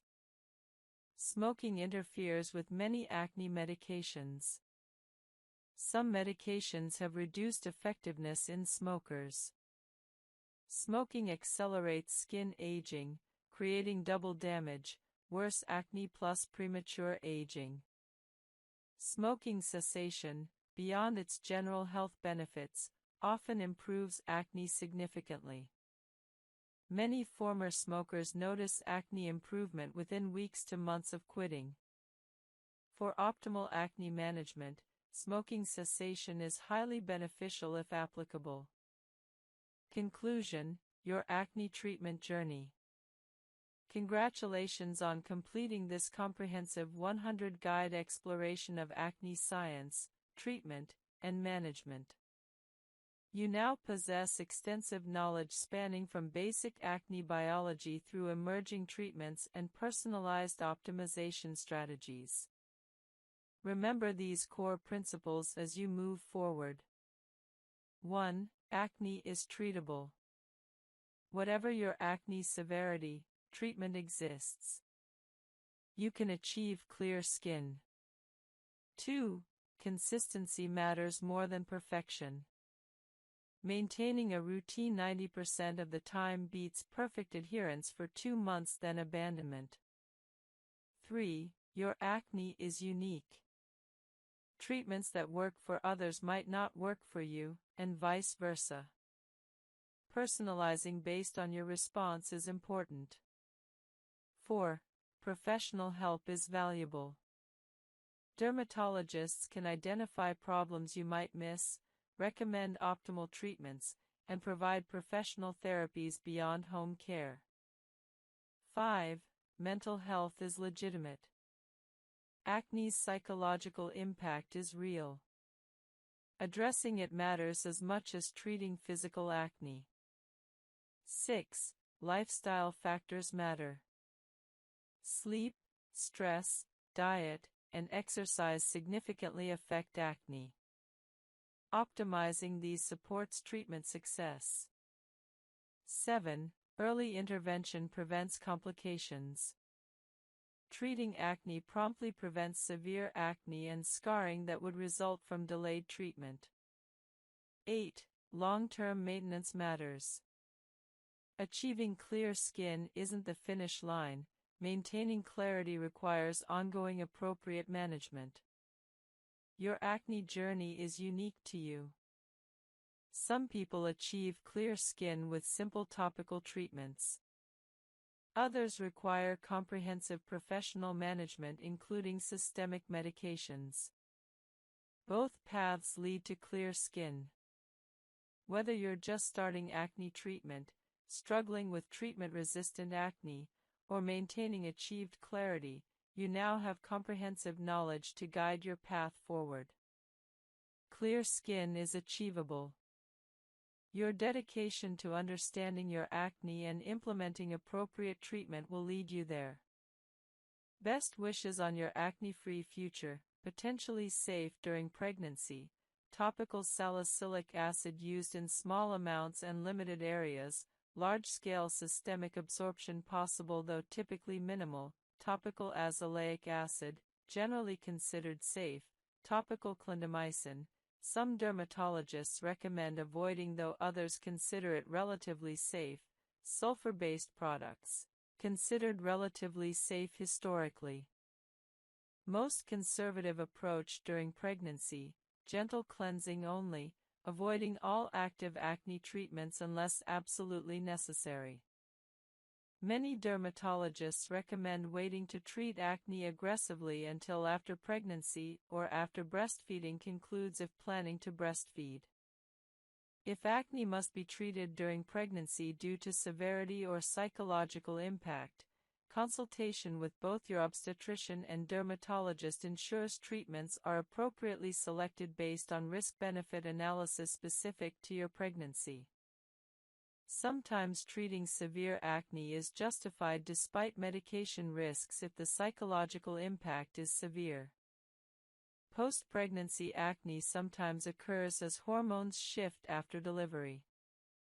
Many women tolerate this temporary worsening with the knowledge it typically resolves within months. Breastfeeding considerations. Most topical acne treatments are safe during breastfeeding as systemic absorption is minimal. However, discussing specific medications with your healthcare provider ensures safety. Postpartum hormonal changes sometimes improve acne that was severe during pregnancy. This improvement can be psychologically significant after months of acne during pregnancy. Planning for pregnancy. If you're on acne medications like isotretinoin requires stopping several months before conception. Discuss with your dermatologist if planning pregnancy. Guide 67, Acne in Adolescence, Age-Specific Management and Developmental Considerations. Adolescent acne requires understanding both the physiological changes driving acne and the psychological sensitivities of adolescence. Age-appropriate management optimizes outcomes and builds healthy skin habits for adulthood. Puberty triggers the hormonal changes driving typical adolescent acne. Androgens surge during puberty. Action can also cause microtears in your skin barrier, leading to increased sensitivity and irritation. For these reasons, dermatologists typically recommend avoiding physical scrubs if you have acne. Chemical exfoliation is gentler and more effective. There are two main types of chemical exfoliants, alpha-hydroxy acids, AHAs, and beta-hydroxy acids, BHAs. AHAs, including glycolic acid and lactic acid, are water-soluble and work on the skin's surface. They're excellent for general exfoliation, improving texture, and reducing the appearance of fine lines. However, they don't penetrate into oil-filled pores effectively. BHAs, particularly salicylic acid, are oil-soluble and can penetrate into sebum-filled pores, making them ideal for acne-prone skin. Salicylic acid dissolves the sebum and dead skin cell plug within the follicle, directly preventing and treating comedones. For acne-prone skin, exfoliating 2 to 3 times weekly with salicylic acid is generally appropriate. Some people with very resilient skin can tolerate daily use, while those with sensitive skin may do better with once or twice weekly exfoliation. Begin conservatively with 2 to 3 times weekly, observing how your skin responds over 2 to 3 weeks before increasing frequency. Exfoliation products come in various formats. Exfoliating cleansers contain salicylic acid and are used during your regular cleansing routine. These are gentle and convenient for daily use. Exfoliating toners are applied after cleansing and before other treatments. They're typically stronger than cleansers and are meant to be left on the skin. Exfoliating serums and treatments are the most concentrated forms and are usually applied 2 to 3 times weekly. Exfoliating masks are meant to be applied for a specific duration, usually 10 to 15 minutes, then rinsed off. When starting exfoliation, begin with a lower concentration of salicylic acid, typically 0.5% to 1%, and gradually work up to 2% as your skin builds tolerance. Many beginners make the mistake of jumping to high concentrations, causing excessive irritation, dryness, and peeling. This leads them to conclude that exfoliation doesn't work for them when the actual problem was starting too strong. The exfoliation process requires proper technique. Apply your exfoliating product to clean, completely dry skin. Applying to damp skin increases irritation and reduces effectiveness. Use your fingertips to apply the product gently, spreading it evenly across your face, paying special attention to areas where acne is most prevalent. Some exfoliating products are meant to be left on overnight, while others are rinsed off after a specific duration. Follow product instructions carefully.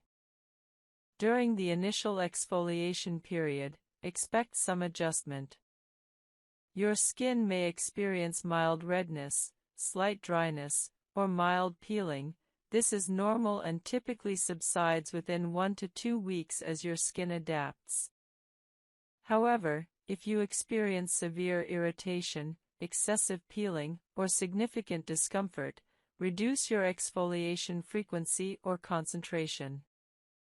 Listen to your skin, it will tell you what it needs. Never combine multiple exfoliating products on the same day, and especially avoid combining exfoliants with other strong actives like retinoids or benzoyl peroxide on the same night initially. This overexfoliation damages your skin barrier, causes excessive irritation, and can actually worsen acne. Once your skin is accustomed to each product individually, you can sometimes combine them, but do so cautiously and only if your skin tolerates it well. Some people experience purging when they begin exfoliation, where acne temporarily worsens as the exfoliant brings impurities to the skin surface. This is generally a positive sign that the product is working, and it usually subsides within 1 to 2 weeks. However, if purging lasts longer than 2 to 3 weeks or becomes unbearable, discontinue the product and consult a dermatologist.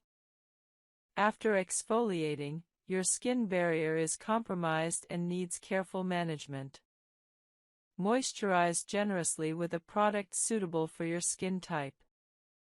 Avoid other potentially irritating ingredients like vitamin C, niacinamide in high concentrations, or peptides on exfoliation days. Stick to basic cleanse, exfoliate, and moisturize. Use sunscreen religiously, as exfoliated skin is more susceptible to UV damage. Seasonal variations affect exfoliation needs. During winter, when skin is naturally drier, you may need to reduce exfoliation frequency. During summer, when skin is oilier and more resilient, you might tolerate more frequent exfoliation. Listen to your skin and adjust accordingly. Results from regular exfoliation appear gradually. After 4 weeks of consistent exfoliation with salicylic acid, you should notice smoother texture, fewer comedones, and generally improved skin clarity. Acne lesions should appear flatter and less inflamed. However, exfoliation is most effective as part of a comprehensive acne treatment plan, not as a standalone solution. Guide 4: Salicylic Acid, the Science, Concentrations, and Complete Application Guide. Salicylic acid has been a cornerstone of acne treatment for decades, and understanding its mechanism and proper use is essential for anyone dealing with acne. Salicylic acid is a beta-hydroxy acid, BHA, meaning it's oil-soluble. This oil solubility is what makes it particularly effective for acne-prone skin. It can penetrate into oil-filled pores where other water-soluble ingredients cannot reach. Salicylic acid works through multiple mechanisms. First, it acts as a keratolytic, meaning it helps dissolve the protein bonds between dead skin cells, promoting cell shedding. Inside the follicle, it dissolves the sebum and dead skin cell mixture that forms cum-dun plugs. Second, it has mild antibacterial properties, helping reduce bacterial colonization within blocked pores. Third, it has anti-inflammatory effects, reducing the redness and irritation associated with acne lesions. Fourth, it can stimulate cellular turnover, promoting healthier skin overall. Salicylic acid comes in various concentrations, typically ranging from 0.5% to 2%. The concentration directly correlates with effectiveness and also with irritation potential. A 0.5% solution is very gentle, making it suitable for sensitive skin or those new to salicylic acid. A 1% solution is considered standard for most people with acne-prone skin, providing a good balance between effectiveness and tolerability. A 2% solution is the maximum recommended concentration for at-home use, offering significant exfoliating power but requiring experienced use to avoid over-irritation. Professional-grade salicylic acid can be applied at concentrations up to 20 to 30% during chemical peels, but these are only performed in clinical settings and are significantly stronger than over-the-counter products. Salicylic acid products come in numerous formats, each with advantages and disadvantages.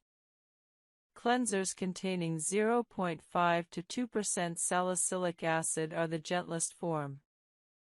You use them daily during your regular cleansing routine, and the short contact time limits irritation while still providing exfoliating benefits.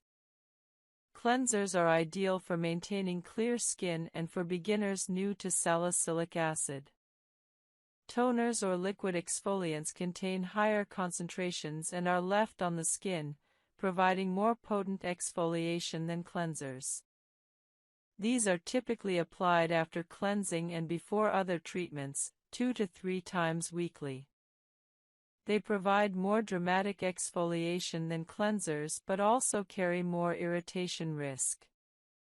Serums and treatments are concentrated salicylic dryness. Zinc supplements taken orally may reduce acne severity, particularly in people who are zinc deficient. Zinc plays roles in immune function, wound healing, and anti-inflammatory processes. Studies show mixed results, but some demonstrate zinc supplementation improves acne, particularly in conjunction with other treatments. Typical zinc supplementation for acne is 25 to 50 mg daily. However, excessive zinc supplementation can cause nausea and copper deficiency, so don't exceed recommended doses without medical guidance. Consult your doctor before starting zinc supplements, particularly if you take other medications. Niacinamide, vitamin B3, is a natural compound with antibacterial, anti-inflammatory, and sebum-regulating properties. While available in supplements, topical niacinamide is more relevant for acne. Many skincare products now include 4 to 5% niacinamide.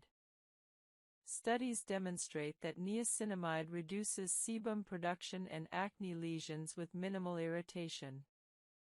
It's suitable even for very sensitive skin and works well alongside other treatments. Azelaic acid, a naturally occurring compound found in grains like barley and rye, has proven antibacterial and anti-inflammatory properties. It's more commonly available as a prescription medication, Azelix, Phenacea, or in over-the-counter products, but azelaic acid is naturally derived. It's particularly effective for post-inflammatory hyperpigmentation and rosacea-related acne.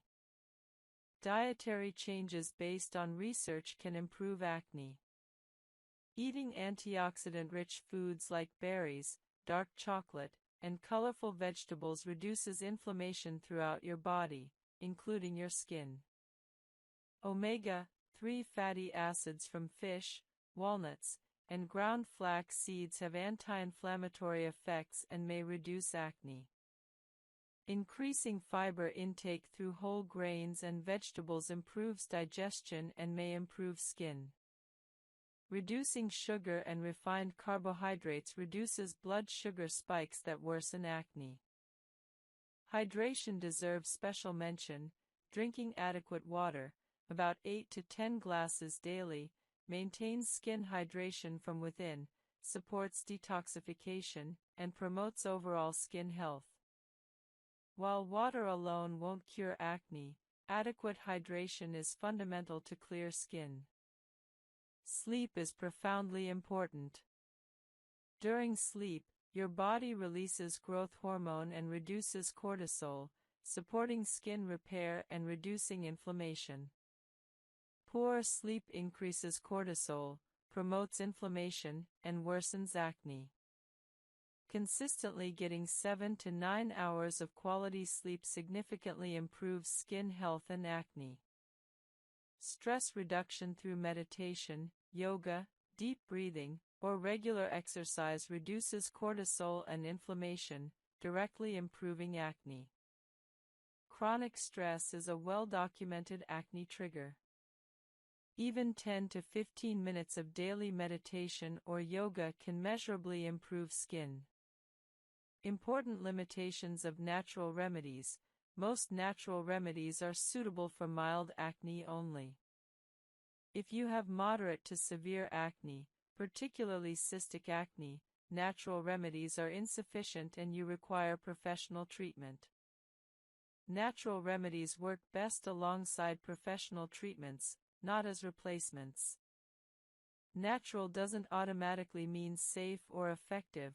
Many natural substances are irritating or ineffective for acne. Finally, natural remedies require consistent use for 4 to 8 weeks to demonstrate effectiveness.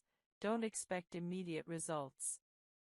Guide 9. Spot Treatment Mastery, Targeted Acne Lesion Treatment and Prevention.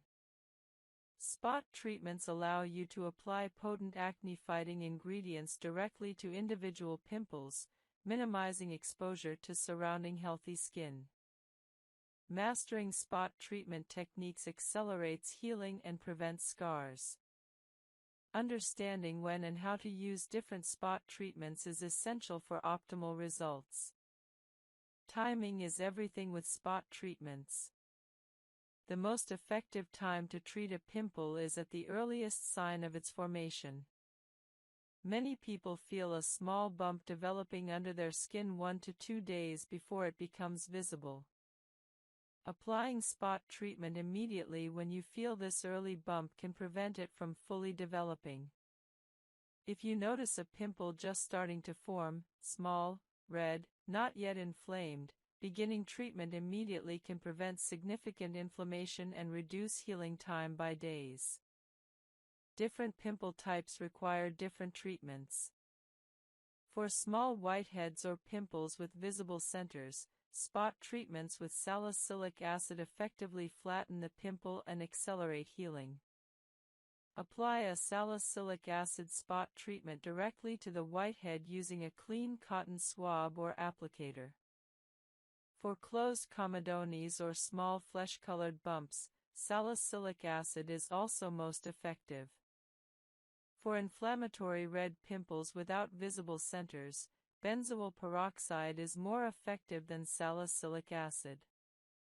For large, painful, Deep cystic acne, neither topical spot treatment alone is sufficient. These require professional dermatologist intervention. Intralesional steroid injections are highly effective for cystic acne. Preparation is important. Before applying any spot treatment, cleanse the area thoroughly to remove makeup, dirt, and oil. Pat the area dry completely. Applying spot treatments to damp skin reduces effectiveness and increases irritation. Wait a full 2 to 3 minutes after cleansing to ensure complete dryness. When applying spot treatment, use a clean applicator. Never apply with your finger as this spreads bacteria. Cotton swabs, disposable applicators, or sterile tools are appropriate. Apply a small amount directly to the pimple, covering just the lesion itself and a tiny bit of surrounding skin. Using too much spot treatment wastes product and irritates surrounding healthy skin. Spot treatment frequency depends on the product and your skin's tolerance. Salicylic acid spot treatments can typically be used twice daily, morning and evening, if your skin tolerates it. Benzoyl peroxide spot treatments should typically be used once daily initially, preferably at night, then increase to twice daily if your skin adapts well. Some very potent spot treatments are meant to be used only once or twice weekly. The less is more principle applies to spot treatments. Using more frequent applications or larger amounts doesn't accelerate healing, it only increases irritation and dryness. Consistent, moderate use is more effective than aggressive over-application. Never pick, squeeze, or extract pimples yourself unless absolutely necessary. Squeezing ruptures the follicle wall, pushing bacteria, sebum, and dead skin cells deeper into the skin. This spreads the pimple, increases inflammation, and significantly increases scarring risk. Additionally, using your fingers spreads bacteria to other areas of your face, causing more pimples. If a pimple has a visible white center and you feel you must extract it, use a professional extraction tool or, ideally, have a dermatologist perform professional extraction. If you do extract a pimple, do so properly. First, apply a warm compress for 10 minutes to soften the plug and open the pore. Use a sterile lancet or extraction tool, available at pharmacies or dermatology offices, to make a tiny puncture or use an extraction loop to gently apply pressure around the pimple. Never use fingernails. After extracting, immediately apply an antiseptic and then an acne treatment. This approach minimizes the damage compared to aggressive squeezing. Acne patches are an excellent spot treatment innovation. These hydrocolloid bandages, infused with acne-fighting ingredients like salicylic acid, are applied over pimples. They absorb pus and oil from the pimple while protecting it from external bacteria and irritation.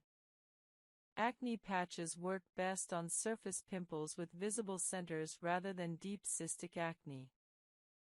They're typically left on for 6 to 8 hours or overnight, providing results within 6 to 8 hours to overnight for responsive pimples. Many people use acne patches under makeup during the day or overnight. They're convenient, visible results-oriented, and non-irritating. Pimple patches containing active ingredients like salicylic acid, benzoyl peroxide, or tea tree oil are superior to regular hydrocolloid bandages.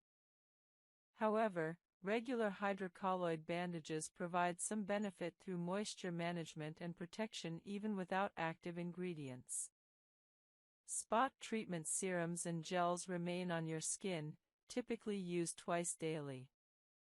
Apply after cleansing and before moisturizer. Common spot treatment actives include benzoyl peroxide, salicylic acid, azelaic acid, and sulfur. Choose based on your pimple type. Inflammatory acne responds better to benzoyl peroxide, comedonal acne to salicylic acid. For very aggressive spot treatment, some dermatologists recommend combining low concentrations of different actives, perhaps a small amount of salicylic acid followed by a small amount of benzoyl peroxide on the same pimple. However, this should only be done if your skin tolerates it well and should be used sparingly. For most people, one spot treatment at a time is appropriate. Sulfur spot treatments are often overlooked but can be highly effective, particularly for inflammatory acne and sensitive skin. Sulfur has been used in dermatology for over a century and has proven antibacterial and anti-inflammatory properties. Some people find sulfur more tolerable than benzoyl peroxide or salicylic acid. Intralesional steroid injections administered by dermatologists are the gold standard for large, painful cystic acne. A small amount of steroid is injected directly into the cyst, causing it to deflate and heal within days. This prevents the cyst from persisting for weeks or months and significantly reduces scarring risk. If you have large cystic acne, ask your dermatologist about this option. Common mistakes with spot treatments include starting with too strong products, using them too frequently, using too much product, expecting overnight complete resolution, or abandoning consistency after just a few days. Spot treatment works best with realistic expectations. A moderate pimple treated consistently for 3 to 5 days should flatten and improve noticeably.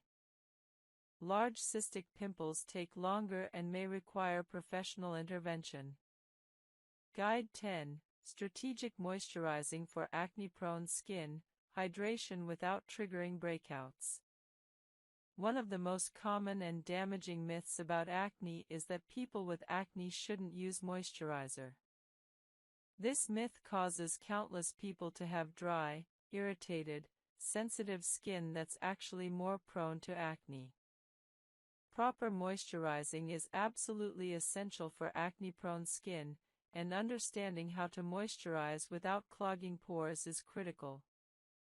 The reality is that acne-prone skin, especially if you're using acne treatments, desperately needs moisturizer. Here's why. When your skin is dehydrated, it compensates by producing more sebum. This excess sebum actually worsens acne. Additionally, most acne treatments, salicylic acid, benzoyl peroxide, retinoids, cause dryness and irritation. Using moisturizer counteracts these side effects, allowing you to continue treatments without excessive discomfort. Finally, properly hydrated skin has a stronger barrier function, which improves overall skin health and actually reduces acne. The key to moisturizing acne-prone skin is selecting appropriate products. Look for moisturizers specifically formulated as non-comedogenic, meaning they don't clog pores. Many people use ketoconazole shampoo on body areas, lathering and leaving it on for 5 to 10 minutes before rinsing. Ketoconazole is gentle and suitable for frequent use.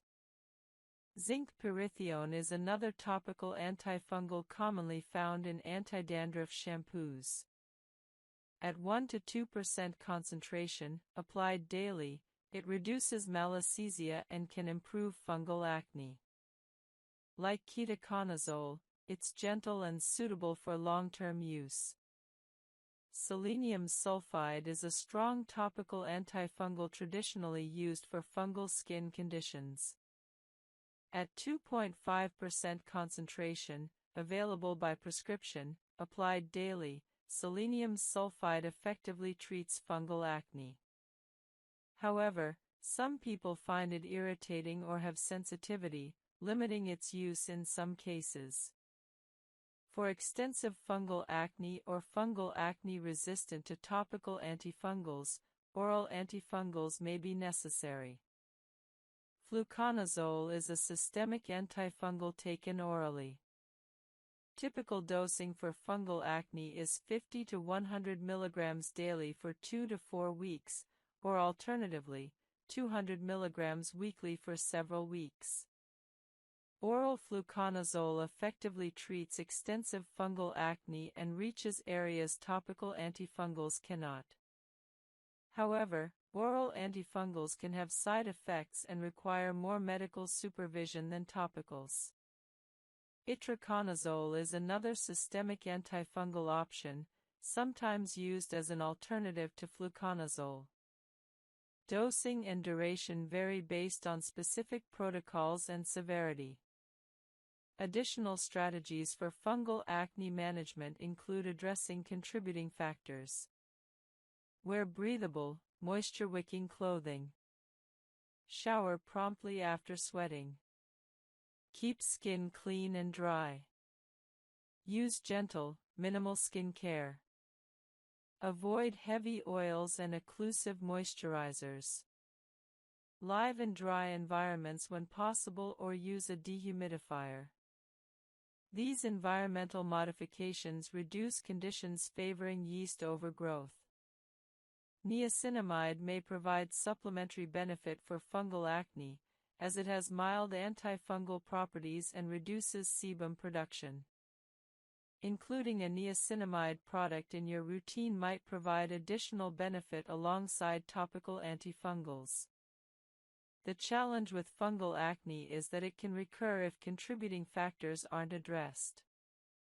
If you treat fungal acne successfully but then resume wearing tight synthetic clothing in a humid environment, fungal acne may recur. Long-term management might involve occasional use of topical antifungals, weekly or monthly, to prevent recurrence. If you've been treating acne without improvement for several weeks or months, ask your dermatologist about fungal acne. A simple KOH preparation takes minutes and can confirm or rule out malassezia. Don't waste time on ineffective antibacterial treatments if you have fungal acne. Appropriate antifungal treatment provides rapid improvement. Guide 25, Acne in Different Life Stages, Adolescent, Adult, and Menopausal Acne. Acne presents differently and requires different approaches depending on life stage. Understanding age-specific acne characteristics and treatment approaches ensures appropriate management across different ages. Adolescent acne, occurring during puberty, is the most common form. Hormonal changes during puberty, particularly increased androgens, trigger increased sebum production, making adolescent acne typically more oily and comedone-prone. Adolescent acne often affects the T-zone, forehead, nose, chin, particularly heavily. Peer influence, stress about appearance, and psychological impact are often significant. Most adolescents can manage acne with topical treatments alone, though moderate to severe cases may require oral antibiotics or hormonal treatments, particularly girls. Treatment approach for adolescent acne emphasizes prevention and establishing good habits. Starting with gentle cleansing, topical treatments, and sun protection during teenage years establishes habits that persist into adulthood. Most adolescent acne improves or resolves as hormonal stability is achieved in late teens or early 20s, though some individuals continue experiencing acne into adulthood. Adult acne, occurring in adults beyond teenage years, has different characteristics. Adult acne is often more localized, jawline, chin, lower face, and frequently hormonal in nature, particularly in women. Adult acne is often more inflammatory than comedonal compared to adolescent acne. Stress, hormonal cycles, skincare product irritation, and lifestyle factors play larger roles in adult acne than in adolescent acne. Adult acne is sometimes attributed to skincare products or cosmetics, acne cosmetica. Adult women with acne often benefit from hormonal evaluation and hormonal treatments. Oral contraceptives or spironolactone can provide significant improvement. Additionally, adult women should evaluate whether acne patterns correlate with their menstrual cycle, as this suggests hormonal involvement. Adult male acne is less common than in adolescence but does occur. When it persists into adulthood, it's often quite severe and may warrant aggressive treatment, including isotretinoin consideration if not responsive to standard treatments. Occupational factors sometimes contribute to adult acne. Individuals with occupations exposing them to oils, chemicals, or heat, mechanics, cooks, healthcare workers, sometimes experience acne from occupational exposure. In these cases, addressing occupational factors, protective equipment, skin cleansing protocols, helps alongside medical treatment. Menopausal acne occurs in perimenopausal and menopausal women due to hormonal fluctuations. As estrogen levels decline and the ratio of androgens to estrogen increases, acne can develop or worsen. Menopausal acne often presents as deep, cystic lesions on the lower face and chin. Hormone replacement therapy, HRT, during menopause can help manage menopausal acne, though it's a complex decision requiring discussion with your healthcare provider about overall health implications of HRT. If HRT isn't pursued, topical treatments and oral spironolactone are options for menopausal acne. Many menopausal women find that aggressive topical treatment with retinoids and benzoyl peroxide adequately controls acne. Stress management and lifestyle optimization become increasingly important during menopause. Pregnancy acne occurs in some pregnant women due to hormonal changes. Treatment options are limited during pregnancy because many acne medications are contraindicated. Isotretinoin is absolutely contraindicated due to severe teratogenic effects. Retinoids are generally avoided. Oral antibiotics like doxycycline are contraindicated. Spironolactone is contraindicated due to potential effects on male fetus development. Safe treatment options during pregnancy include topical benzoyl peroxide, topical azelaic acid, topical salicylic acid, though large-scale systemic absorption is theoretically possible with large-area application, and it's best used sparingly, and possibly topical clindamycin. Most women manage pregnancy acne with these limited options, prioritizing safety. Some pregnant women actually experience improvement in acne due to pregnancy hormonal changes, while others experience worsening. Postpartum acne sometimes occurs as hormones shift again after delivery. This usually resolves within several months, though if breastfeeding is occurring, some hormonal factors may persist. Standard acne treatments are generally safe while breastfeeding, though some medications require careful consideration. Discuss specific medications with your healthcare provider if treating acne while breastfeeding. Age-related changes in acne treatment tolerance are important. Adolescent skin is generally very resilient and tolerates aggressive treatment well. Aging skin becomes more sensitive and drier, requiring gentler treatments and more aggressive moisturizing even if using the same medications. An adolescent might tolerate 2% salicylic acid daily with minimal dryness, while a 45-year-old woman with the same treatment might experience excessive dryness and irritation, necessitating reduced frequency or concentration.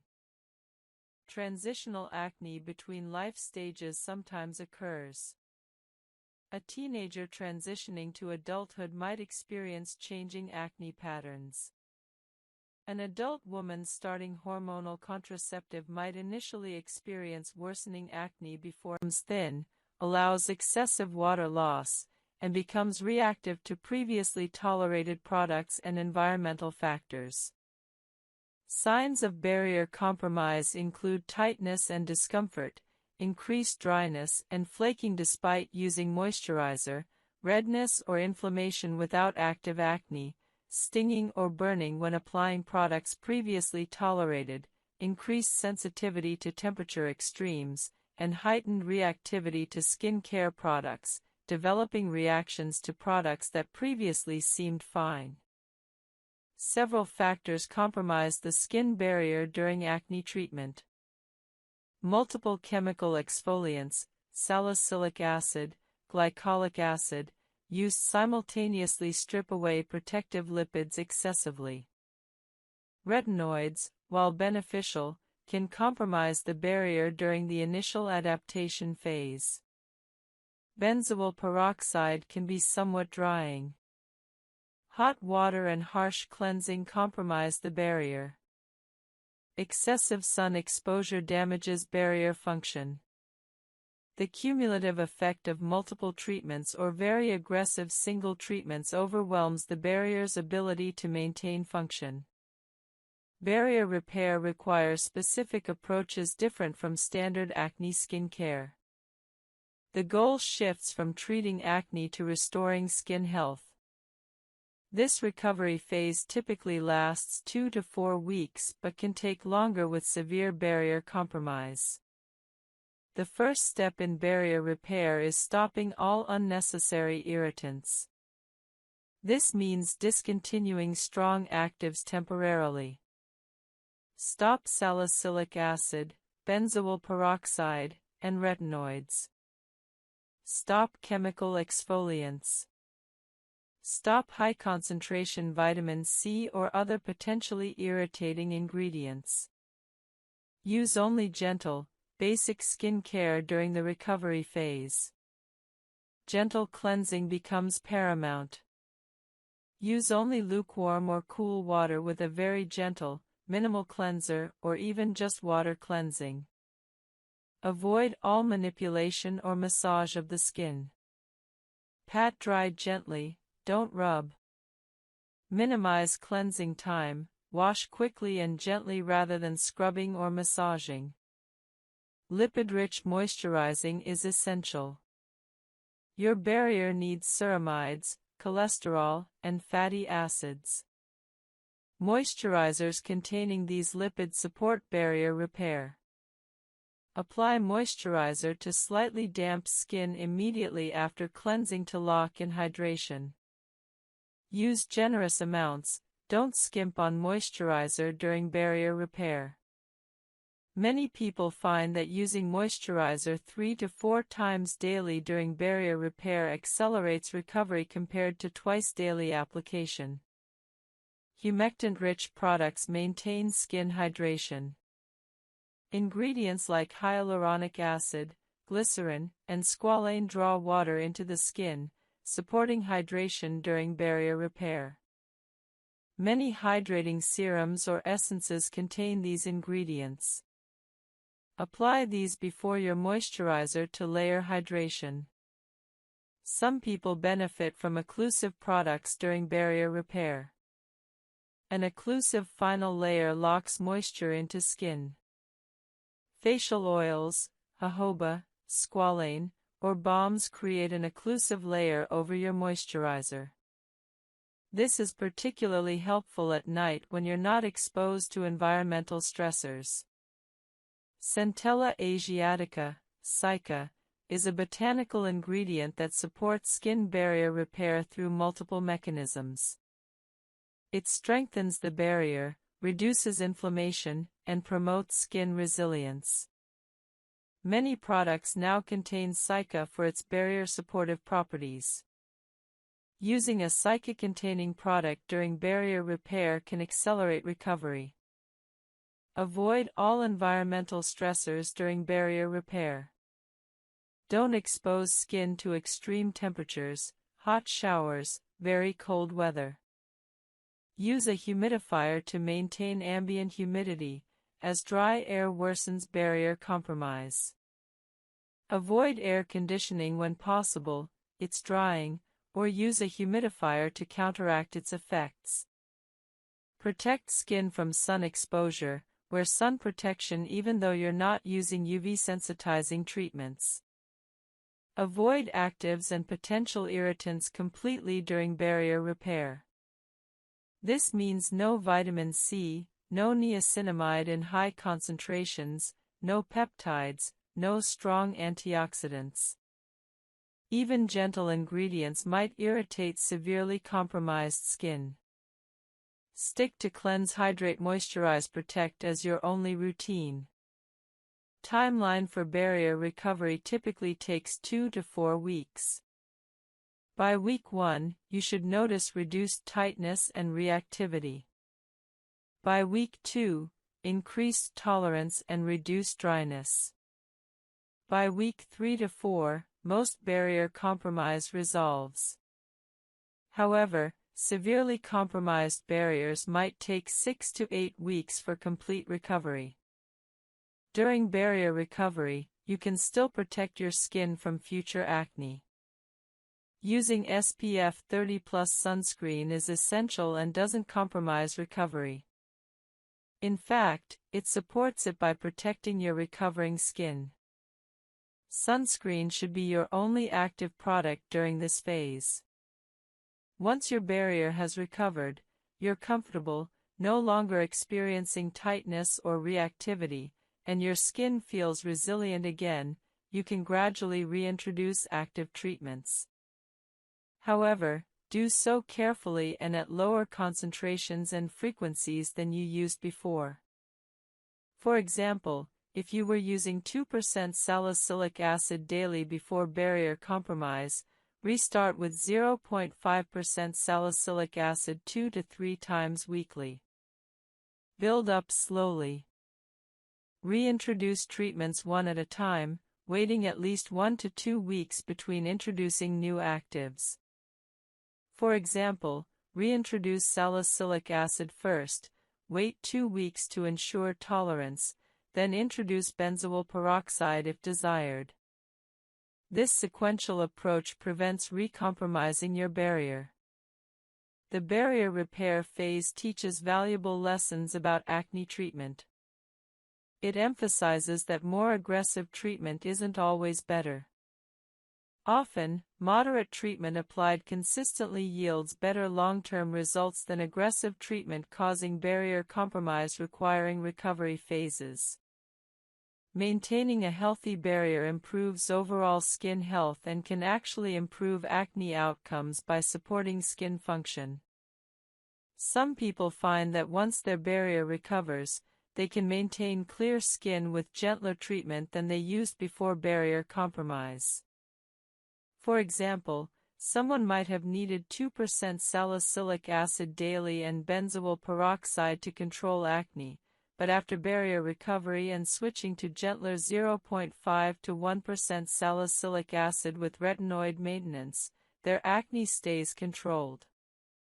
This suggests that excessive barrier compromise actually worsened acne by disrupting skin function. Prevention is better than recovery. From the start of acne treatment, use appropriate concentrations and frequencies, incorporate moisturizing and barrier support, and listen to your skin's signals.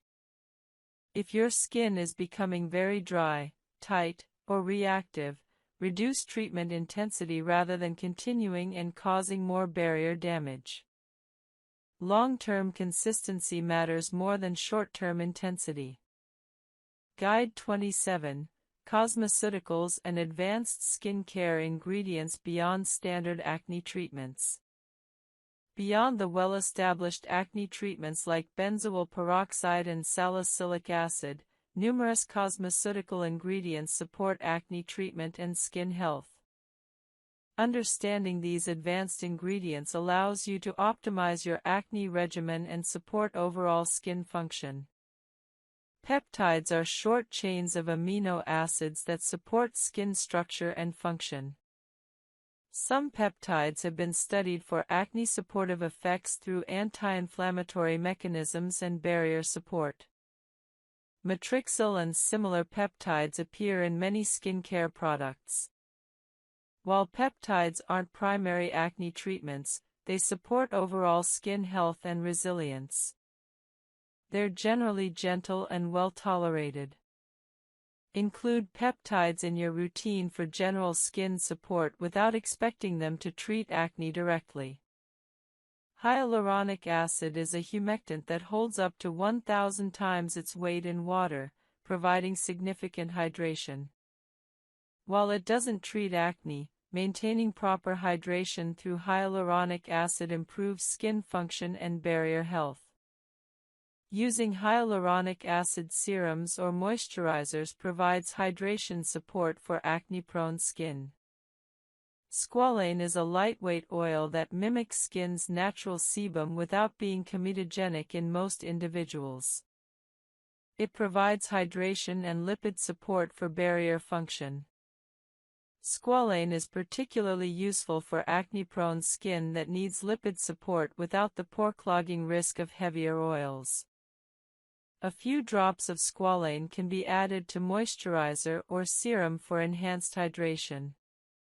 Niacinamide, vitamin B3, has multiple beneficial effects for acne-prone skin. It has mild antibacterial and antifungal active ingredient at low concentration, using it 2 to 3 times weekly. After 3 to 4 weeks of good tolerance, assess results. If you're seeing improvement, continue. After 8 weeks, you can increase frequency or concentration if desired. If you're not seeing improvement after 8 to 12 weeks, consider adding a second treatment, for example, adding retinoid to salicylic acid, or consulting a dermatologist. Step 6. Build treatment combinations gradually. Never start 2 new treatments simultaneously. After establishing tolerance to your first treatment, at least 4 weeks, you can introduce a second treatment on different days or in different parts of your routine. For example, use salicylic acid cleanser in the morning, retinoid at night. Start the new treatment at low frequency and concentration, building up gradually. Step 7. Incorporate lifestyle changes. Implement dietary improvements, reduce sugar, increase antioxidants, consider eliminating dairy if it worsens your acne. Prioritize sleep, 7 to 9 hours nightly. Implement stress management, meditation, yoga, exercise, or other stress reduction techniques. These changes typically take 4 to 8 weeks to show skin effects but provide significant benefits. Step 8. Implement professional treatments if appropriate. If topical treatments aren't adequately controlling your acne after 8 to 12 weeks of consistent use, or if you have moderate to severe acne, professional treatments accelerate improvement. Monthly superficial chemical peels combined with your home routine provide excellent results. Professional facials or blue light therapy offer additional options. Step 9. Adjust for your specific factors. If you're a woman with hormonal acne, discuss hormonal treatments, oral contraceptives, spironolactone, with your gynecologist or dermatologist. If you're very acne-prone, you might need slightly more aggressive treatment than someone with occasional pimples. If your skin is sensitive, you'll need to progress more gradually with treatments. Step 10. Track your progress and adjust. Keep a skincare journal noting products used, frequency, side effects, acne status, stress levels, diet, and sleep. After 8 to 12 weeks, assess results. Have you seen improvement? Are side effects manageable? Are you ready to increase treatment intensity?